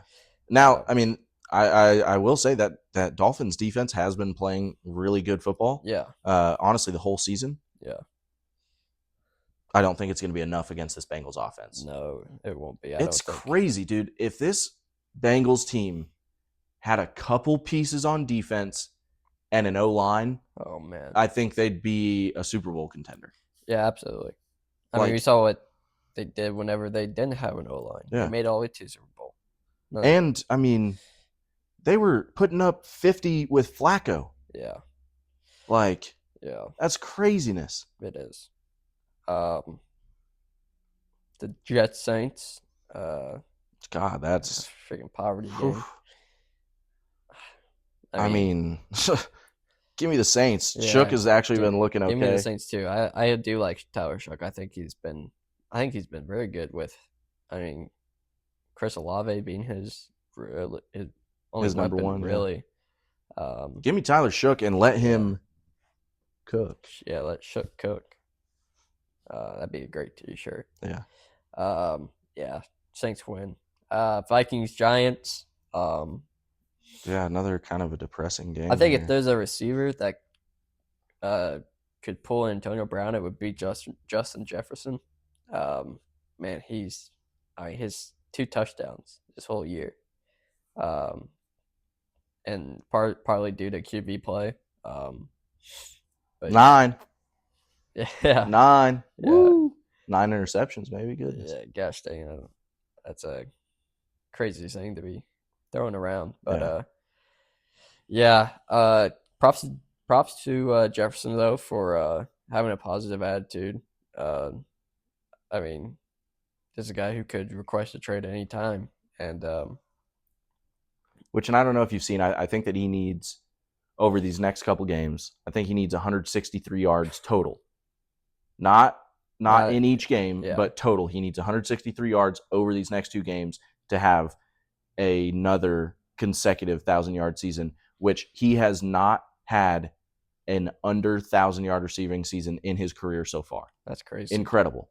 Absolutely incredible. Yeah. This is a guy that, I mean, that would be a damn shame if he did not surpass 1,000 yards this season, or at least get to it. Yeah. If he has 1,001, I don't care. Throw him the ball. Yeah, just give him the ball. Giants, on the other hand,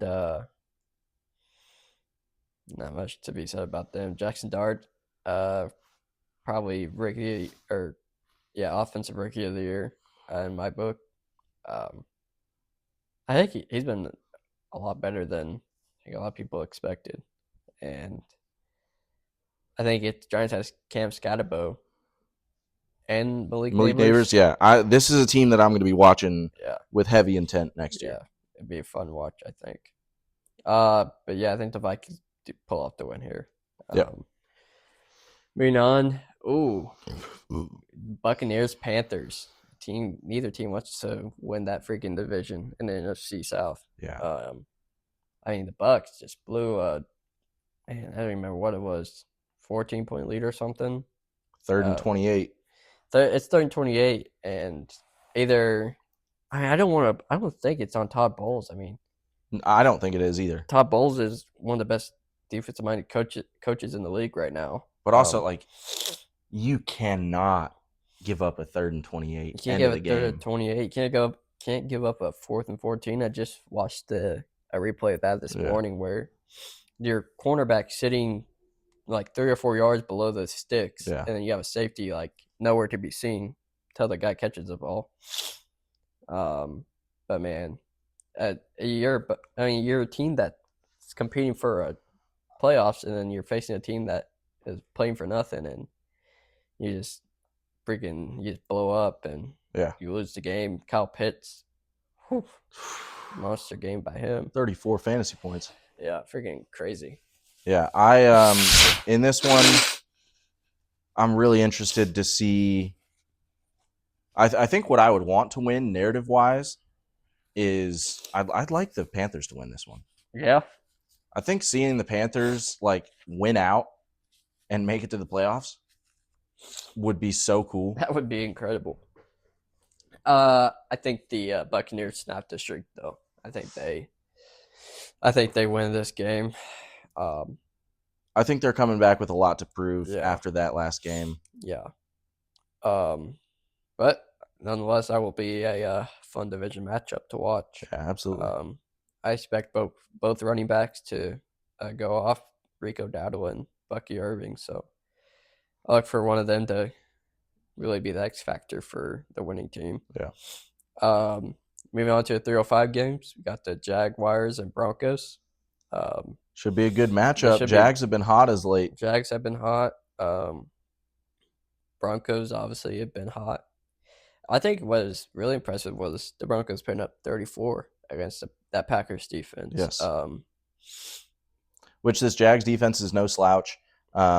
Broncos, obviously, I think Bo Nix is really starting to come into his own. Yeah. He is starting to be comfortable in the system. He is making lots of good plays. He is using his legs a little bit more often.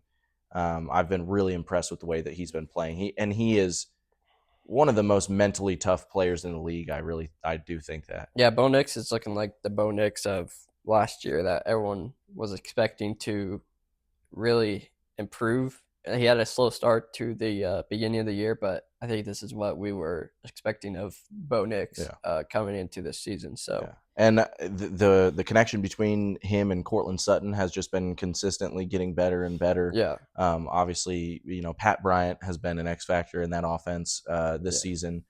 RJ Harvey is doing well in that running back spot in the absence of J.K. Dobbins. Yeah. The O-line is playing as good as any O-line this season. Yeah. And obviously the defense. I mean, you can talk for days and days about that defense.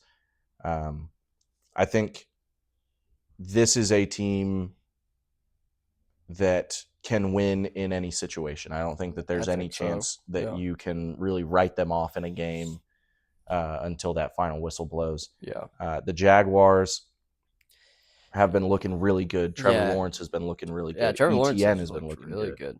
Yeah. He 6 total touchdowns last week, so I don't think it translates over to this game. I think I think the Broncos win this one. And I kind of think that they kind of shut the Jaguars down here. I don't think Jaguars get anywhere close to them. So Bo Nix, he played a lot of college ball. Did he ever play against Trevor Lawrence? I don't think the two ever met. No, I don't think so. Huh. I know that Nix was around for a long time. Yeah, he was. But I don't think they ever ran into each other. I think that that'll be an interesting little matchup. I think so. I think it could be, yeah. But I think Denver's defense speaks for itself, and I just don't think that the Jaguars' offense has the firepower to overcome that. Yeah, I don't think so either. Falcons, Cardinals. Kirk's been going crazy. Jacoby's been going crazy. Yeah. The brisket. Jacoby Brisket. Yeah. Woo! Florida legend. The Falcons, I think Drake London's coming back, so. And obviously, That would be- Bijan has been Bijan's, such a weapon all year. yeah. Cardinals, Michael Wilson out of nowhere has really stepped up. This game has no big factor really. I think the Falcons' defense is better. I think the Falcons' defense is better. I think the offenses are comparable, Yeah. but I think that the Falcons have the edge in the defensive department, and for that reason, I'll probably take. I'd agree. I would probably also take the Falcons in this one too. Especially, Kirk is playing at a higher caliber lately. So, and I can see when is that game? 3:05. When? Sunday? Sunday, yeah. Okay. Yeah, we're in Sunday games. Okay. I was about to say, if it's a Monday, that's guaranteed Falcons win, bro. Yeah, prime time. That's Kirk's time. This is still almost kind of prime time, but not as much. I think it's more going to be on Bijan. I think he's going to be the X factor in this one. The primetime 3:25 game will be the Steelers at the Lions. We were talking about Lions when they're playing inside their dome. This is like a whole different team than when they're outside.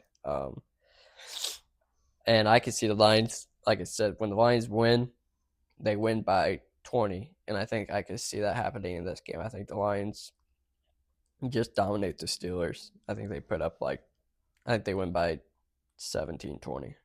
I think the Steelers have been stepping it up a lot as of lately on both sides of the ball.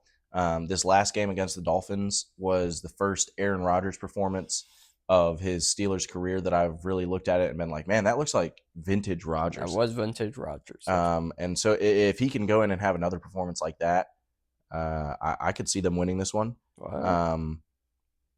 I think that if there's one thing that benefits them, it's that they do have a good run defense, and they're going up against a really solid running back tandem with David Montgomery and Jahmyr Gibbs. Yeah. So playing those guys, and then obviously I think that you can basically man up St. Brown with Ramsey.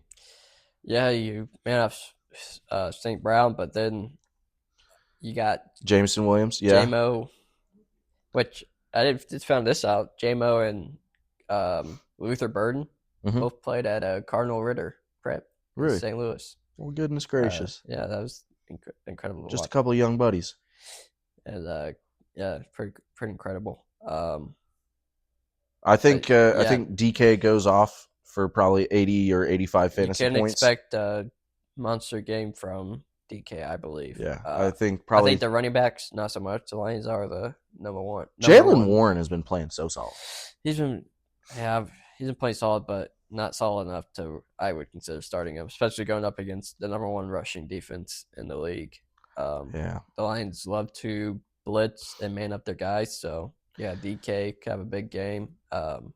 I will say Aaron Rodgers also plays like crap after he's taken a couple of hits. If they can let Aiden Hutchinson beat him up a little bit, probably looking at a Lions win here. Yeah, I'm sticking with that. I think the Lions win and dominate. I'm thinking that the Steelers are going to win this one. That's all right. The Raiders and Texans, another 3:25 game. Texans. Yeah, I don't even really need to say much else about that. I think Will Anderson has 35 sacks. I think he could get up to 100. Yeah. But yeah, as long as also CJ Stroud is looking really good again. CJ Stroud is looking good, and this Texas team, and I was talking to guys from church. We were just talking about CJ Stroud just has to play good football. He doesn't have to be great. No one's asking to be great. He has arguably top 3 defenses in the NFL. I don't think it's even arguably. I think they're 1 or 2. As I say, depending on what you value all of them can more. be interchangeable between the Texans, Broncos, and the Seahawks. Those could easily be 1, 2, or 3. I think the difference between the Broncos and the Texans is, I think, what you value more. Because if you value pass rush more, I'd say you kind of lean I think you lean towards the Texans. Yeah. And if you value secondary more, you Yeah. probably lean towards the Broncos. Yeah, I'd agree with that. But yeah, this is gonna be a long game for the Raiders, I think. Yeah. And if the Texans do win here, like I was predicting, I think Texans win, the Jaguars lose. I think the Texans grab that top spot in the AFC. So very well could. AFC North. No, sorry, South. AFC South. Patriots Ravens Sunday Night Football. This will be an exciting matchup. I think. This is a very meaningful game for both teams. Both teams, yes. Ravens, like I predicted, the Ravens win and the Steelers lose. The Ravens grab that first place in AFC North. Patriots win. I think the Patriots win. They remain the number one team. And I think they don't clinch the division. No. Are the Patriots frauds? I don't think they're frauds. No. I think this is. Do you know that 6 of their 11 wins have come from teams that are under 500? I could believe that. Yeah. I don't think they're frauds, though. I think they're the worst team in the league, actually.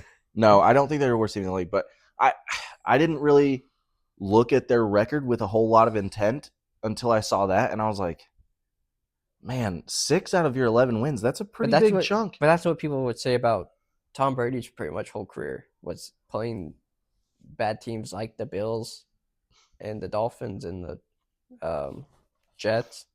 Like we're talking about, I think, and then he'd go to the playoffs and it was not like he would dominate the playoffs. So I don't think they're frauds. I think this is a team that I don't necessarily either. It's just a question that I'm kind of posing. I can see that. Like, there are teams who like the Jaguars. I think the Jaguars are frauds. I don't think their 10-4 record is. Really? I think it's definitely increased due to. You think they're worse than their record shows? Yeah. Wow. I mean, they're talking about another Trevor Lawrence, MVP candidate, best in the league, obviously. 6 total touchdowns. That was incredible. But it's also against the Jets. And Jets are the best team in the league, dude.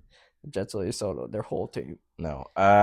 49. I get what you're saying. Yeah. There's a lot of teams that you could say that about. Yeah. I think this could be a team that could compete for the championship game.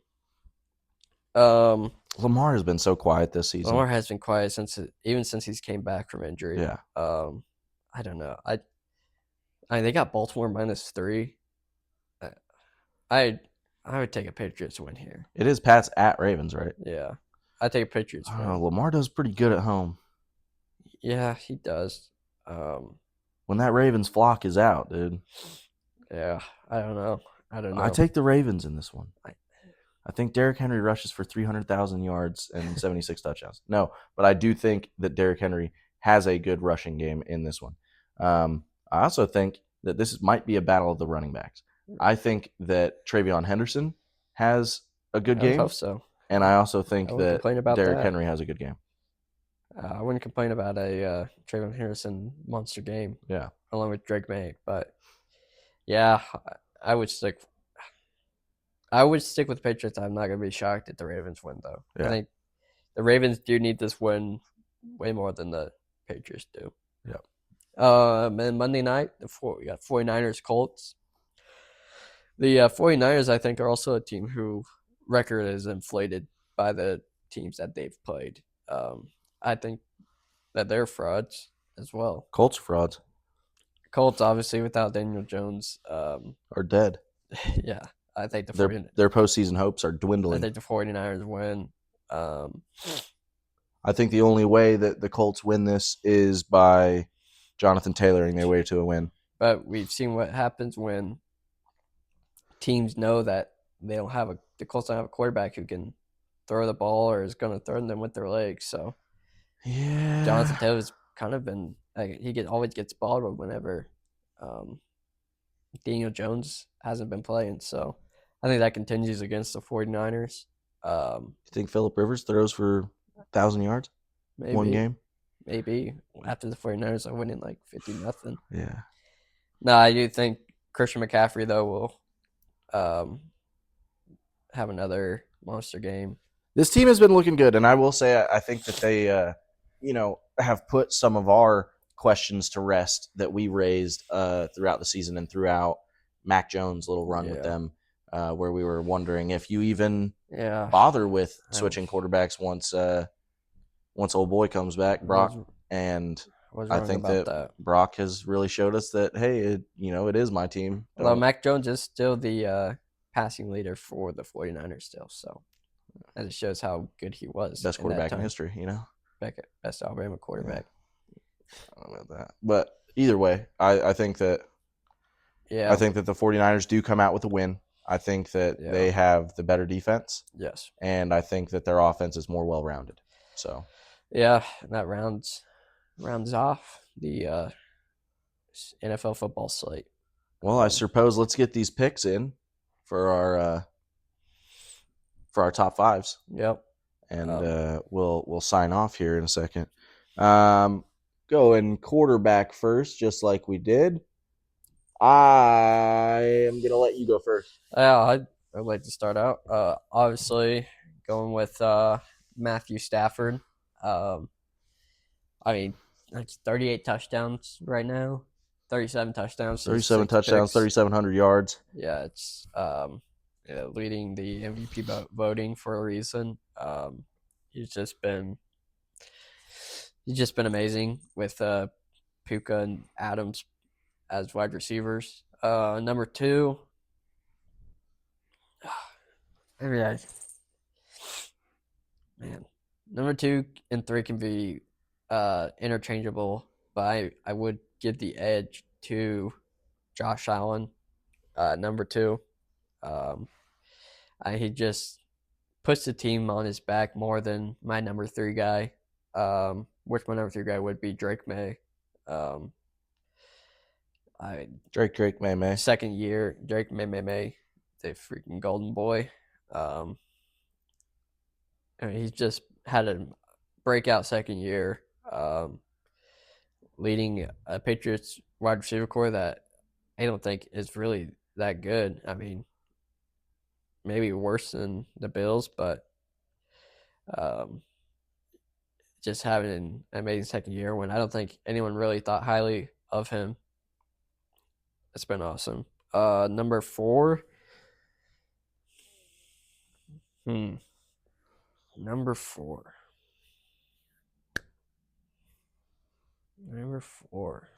I do not know. I think I go. Man. I think before injury, number 4 would probably be Mahomes. Oh, God. Yeah. That's a crazy pick. Number 4 would be Mahomes. He was one of the top quarterbacks consistently throughout the year.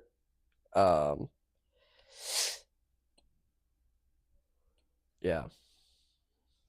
I don't know. It's been I think the only good quarterbacks I really think are Drake May, Josh Allen, and Matt Stafford. Number 5.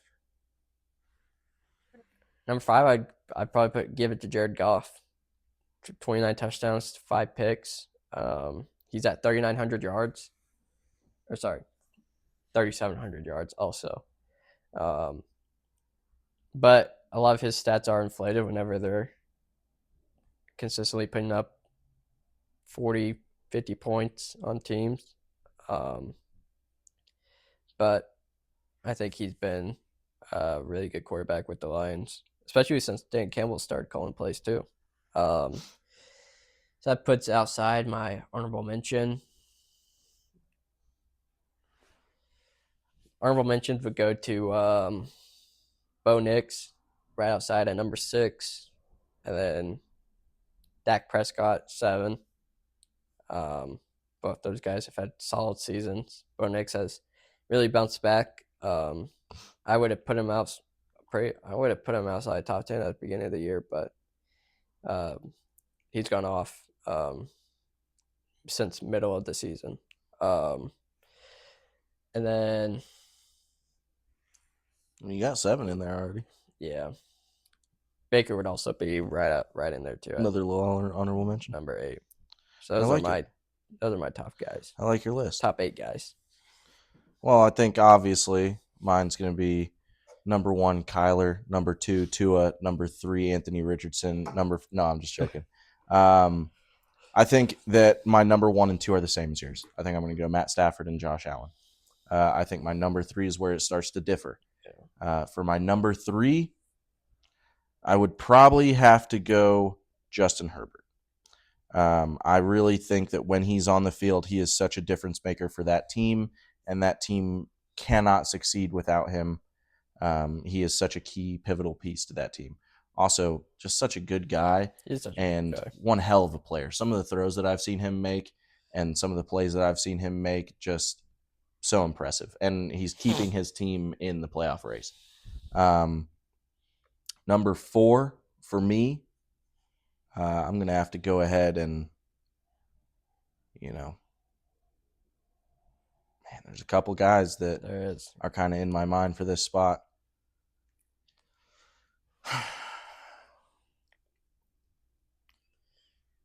Oh, God, dude.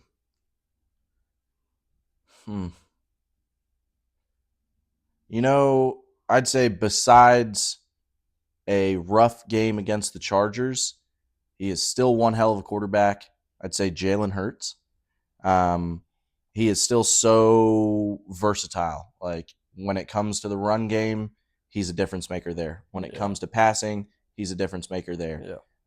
He makes good decisions 90% of the time. He had a bad game against the Chargers, and I also don't think all of that was on him. I'm pretty sure that 1 or 2 of those picks were off deflections. So, you can't put that all on him. And I think if we erase that game and erase those turnovers from that game, I think he is in more people's list. And then my number 5, I'm going to have to go ahead and go Bo Nix. He's currently on the winningest team in football. He's playing very good football. Sure, he is one of the top 10 in the league for interceptions, but that's what's going to happen when you have a quarterback that throws the ball downfield. Like that interceptions happen. Anybody that puts too much weight on interceptions. Now, if you're throwing interceptions like Tua is on slants and misreads and actual missed throws and not just miscommunications and just deep ball, different stuff like that, that's a lot different.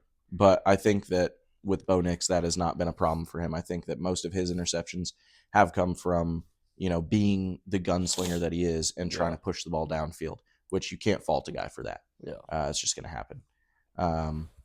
An honorable mention for me, somebody that has been super impressive. Obviously, I can't really put him in my top 5 just because in my top 5 just because he hasn't played as many games as a lot of these guys. I would have to put in there Jacoby Brissett. There was a 3 or 4 game stretch where he was averaging like 330 yards a game. There was 2 games where over those 2 games he had 500 yards and 6 touchdowns. I was like, oh my goodness, like this guy's a baller. I think that he should be definitely in the running for comeback player of the year. To go from not starting at the beginning of the season to the performance that he's had. Obviously, it has not translated to winning football for the Cardinals, but and I think that's the reason why I kind of leave him outside, is because I think a lot of his stats are very inflated based off garbage time. Really, I think so. Which is I'm not gonna. I mean, it's so impressive. I could give you that. Yeah. That's just why I leave him outside. Yeah. I think he's outside looking in on mine. But all right. I respect it though. He has been very awesome. And then another honorable mention for me, I'm going to throw Drake May in there because Drake May has been very, very solid, and especially as a second-year quarterback to come in and put together the performances that he's been putting on, and the fact that he is a little bit more pivotal to his team than some of these other quarterbacks that you could put on the list. So you've taken Jacoby over May? Yeah, dude. Really? Better quarterback. No shot. That's crazy. Better passer of the football. That's interesting. That's how it is, brother. All right, dude. Moving into wide receivers. All right, wide receivers. Obviously number one would be Puka Nacua. Really? Really, Puka, obviously. Um, I mean, what's the guy's? I mean, uh, maybe not. Maybe I'd be Puka. I mean, when he's on the field, he's getting close to 200 yards every game. Um, Number two, which is close behind, could be interchangeable. JSN at number two. Um, I think JSN has one game because Puka was hurt or was out for a game. But JSN has almost 1,600 yards and 9 touchdowns. Um, those two are easily top three for Offensive Player of the Year. Um, Number three would be once again after number two it gets kind of number three I should go Jamar Chase. Um, he still had a monster year even without Joe Burrow at quarterback. Talking 12, almost 1,200 yards and 6 touchdowns. Number four.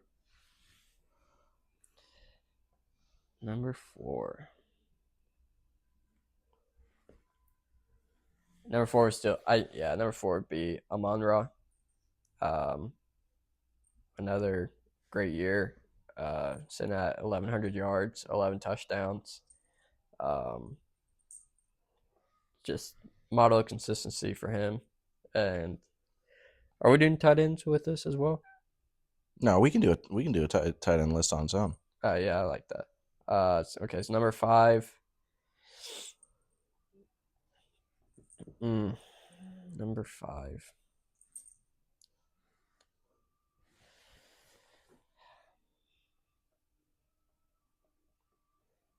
It's kind of tough. There's a couple. Oh no, number five, George Pickens from the Cowboys. 1,200 yards. I was wondering when you were going to get to these Cowboys receivers, dude.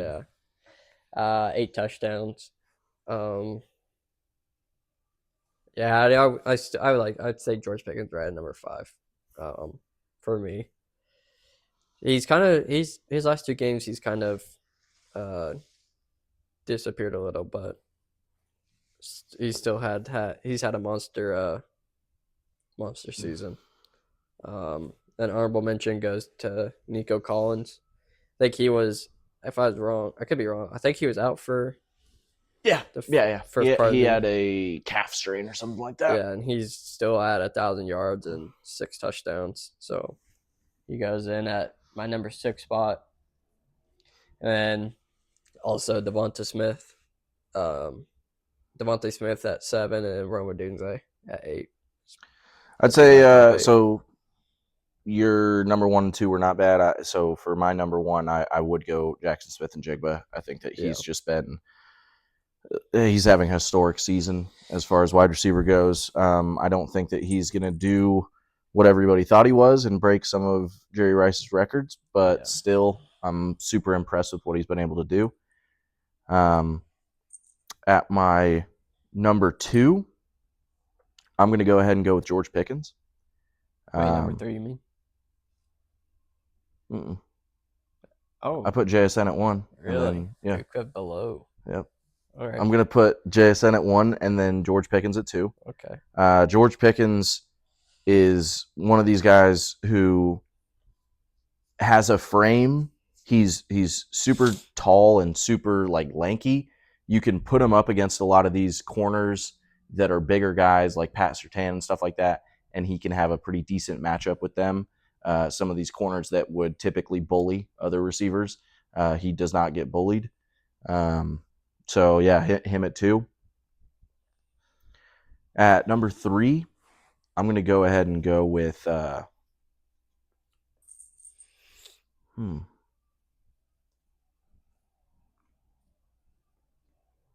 At number 3, as much as it hurts me to say this, he is such a dynamic player. I think Rashee Rice.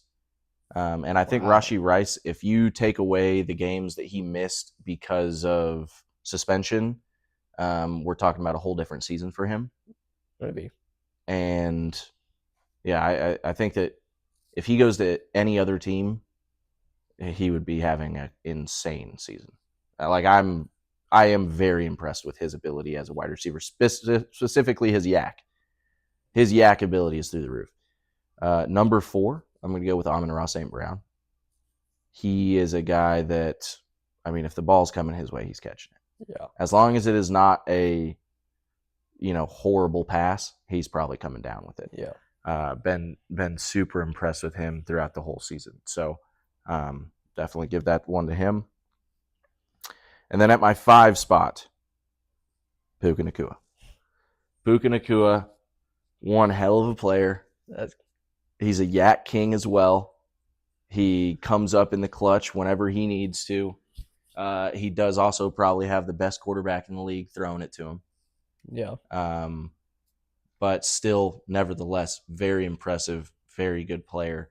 And I think that he is just so consistent. At my honorable mention spot, in there, I'd like to put in, man, oh man. I think in there I'd like to put Drake London. Yeah, Drake London. I think that he's had some pretty subpar quarterback play throughout the season from Penix as well as Kirk. Penix was not playing at an elite caliber, I don't think. And Kirk is now coming back and starting to play some good ball. If that continues, I think that Drake London will put up good numbers. But either way, that's a good one. I like him as my honorable mention. Yeah, I forgot.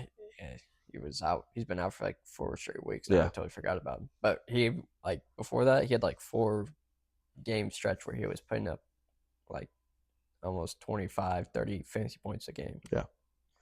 Yeah, good wide receiver. He's a great wide receiver. I like that list. I think, honestly, I'm really excited for what is to come. Also, like, neither of us mentioned Emeka. And Emeka Egbuka. Yeah, the problem with Emeka he kind of fell off a little bit. How much you fell off during like during midway through the season. Yeah. I don't know what happened with him. But I think that that is something that I'm hopeful for when all of these great wide receivers that we've been talking about start coming out of college and getting into the league. Because I do think that the league is somewhat thin at wide receiver right now. There's not too many guys that you can look at as like amazing wide receivers. And part of that is because some of the really good wide receivers that we do have are currently on teams where they can't get the ball. All right, we're just talking about Justin Jefferson. Justin Jefferson being one of them, Jamar Chase being one of them, not because Joe Burrow's bad, but because Joe Burrow has no time in the pocket. Yeah. And then before that, he had Flacco, and before that, he had Browning. So it's like, it's tough. A full season with Burrow, Jamar Chase is probably putting up, numbers that we're more used to seeing with him. Yeah. But that's not how things shook out. So, I'll be excited to see what comes in these following 3 or 4 seasons when we start seeing some of these young guys come in. Yeah. Running backs. Man, there's like, for me, like 1 through 4, like you got an argument for like all of them being number 1. But I think number 1 would be Jonathan Taylor. Yeah. Number 2, I would put, oh my God, maybe number 1 through 5 could all be interchangeable. 2, I think, could be Jahmyr Gibbs. Wow, dude. Insane, horrible list. Throw it away. Put it in the trash. Get off the pod. You're no longer on. You're not a co-host anymore. No, I like Jahmyr Gibbs. Let me look. Yeah, Jahmyr Gibbs. I think you're talking about a guy who all-purpose yards is, I think he leads the way with all running backs. Number 3. Here, I think I'm super set on my list, so let me throw mine out there and see if it sparks you at all. Yeah. Okay, so 1 and 2, I'm going same as you. I think that is a very solid 1 and 2. All right, 3. All right, let's do number 3 at the same time. Okay, countdown? Yeah. Okay, 3, 2, 1. James Bijan. Cook. Oh, James Cook was going to be number 4 for me. Yeah. I'd put Bijan above James Cook, but Bijan would be 4 for me. Yeah. Yeah. So those two, like I said, interchangeable. Yeah. So yeah, and number 5, Christian McCaffrey rounds out my top 5. Who you putting above Christian McCaffrey? Dude, that arguably could be above Bijan and James Cook. Don't know who would say that. Somebody foolish, maybe. Maybe, but I mean, I don't hate CMC there, but I don't know, man. Like, running back's so hard. There's so many good running backs. I think when it comes down to who puts the team on their back the most, I think Christian McCaffrey does that more than right outside at number 6. I'd probably have Devon Achane. Number 7, I'd probably have Javonte Williams. Yeah. Yep. Man, I don't know. There's so many good running backs. I'll tell you somebody who this is going to be. Oh, God, dude. Some people might hate me after this one, dude. Probably hottest take of the year. What?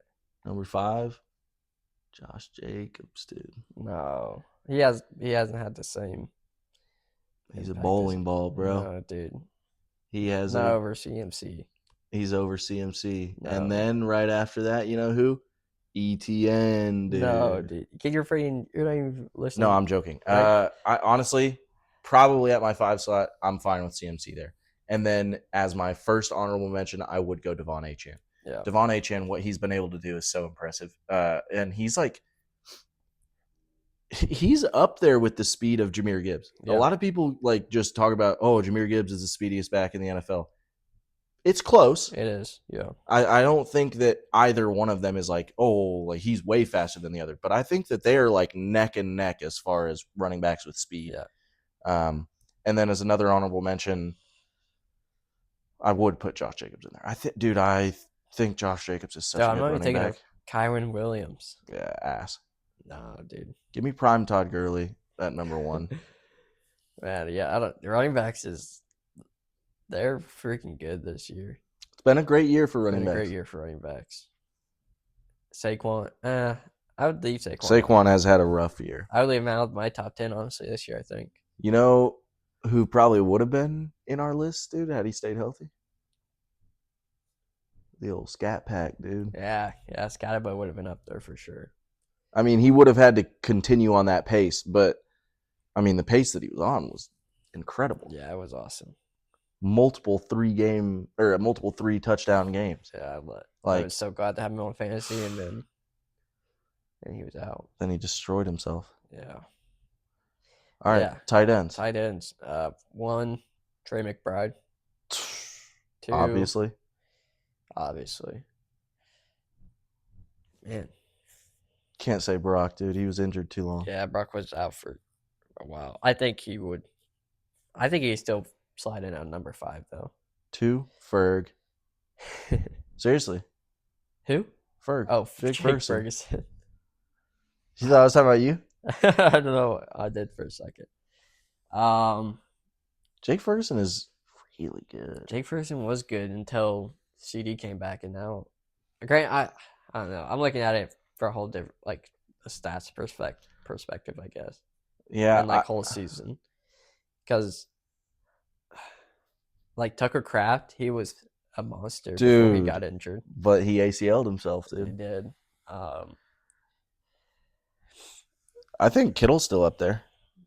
Oh yeah, George Kittle. I think George Kittle would be I think he'd be number 2. Kittle at 2. He missed a few games, bro. Yeah, that's true.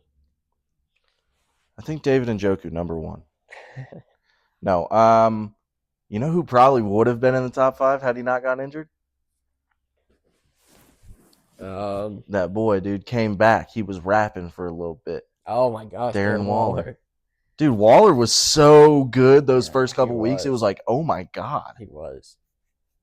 He was a fantasy merchant, bro. Yeah. Harold Fannin. I think. Oh, Hunter Henry's up there. Hunter Henry, man. I mean, I don't even know if I can order them other than number one. So I'll do number one, definitely Trey McBride. right. I don't even think it's close. And then my other four, I'll go Kittle, I'll go Warren, I'll go Oh yeah, Tyler Warren. I'll go Ferguson, and I'll go who did I just say a second ago? Waller. Waller. Yeah. No, not Waller. Oh, not Before Waller. that. I don't know. Oh, whatever, I'll kill myself. All right. No, I won't. I'm sorry. That's on YouTube. I won't do that. I would say, yeah, McBride, then 2. It's not Kelsey's not on there, bro. 800 yards and 5 touchdowns. Oh my god, bro. He's I mean, caused like 7 picks on his own by just handing them to the defender. Yes, but I guess I look at more like I look at the stats more than I'm on the eye test, son. you're on the eye test. Like Kelsey for me, I would put him at 4 or 5 behind. In front would be Kittle.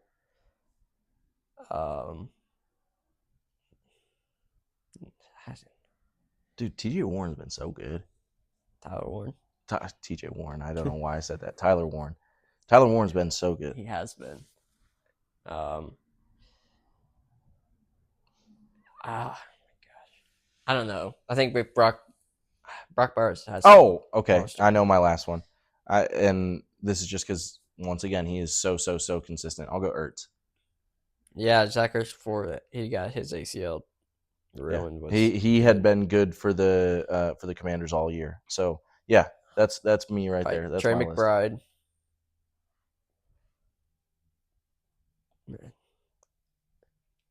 List.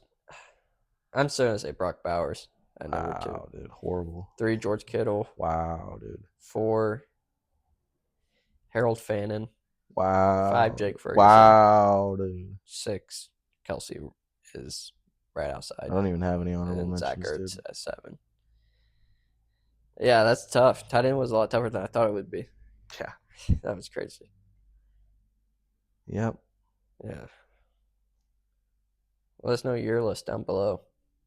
Tell us if you agree or disagree. Top 5 decent defensive players: Nick Bonito, Zach Allen, Pat Surtain, Riley Moss, Alex Singleton. Not the most penalized player in the NFL. That's what he does, dude. Yeah. They don't catch balls on him, though. they don't. No, sir. That's true. No, I'm not going to do that list. I'm dead right now. Yeah. Got a headache starting. We're both sick boys in here. Yeah, just some sick guys doing a pod for you guys. I mean, we do it all for the fans. Right.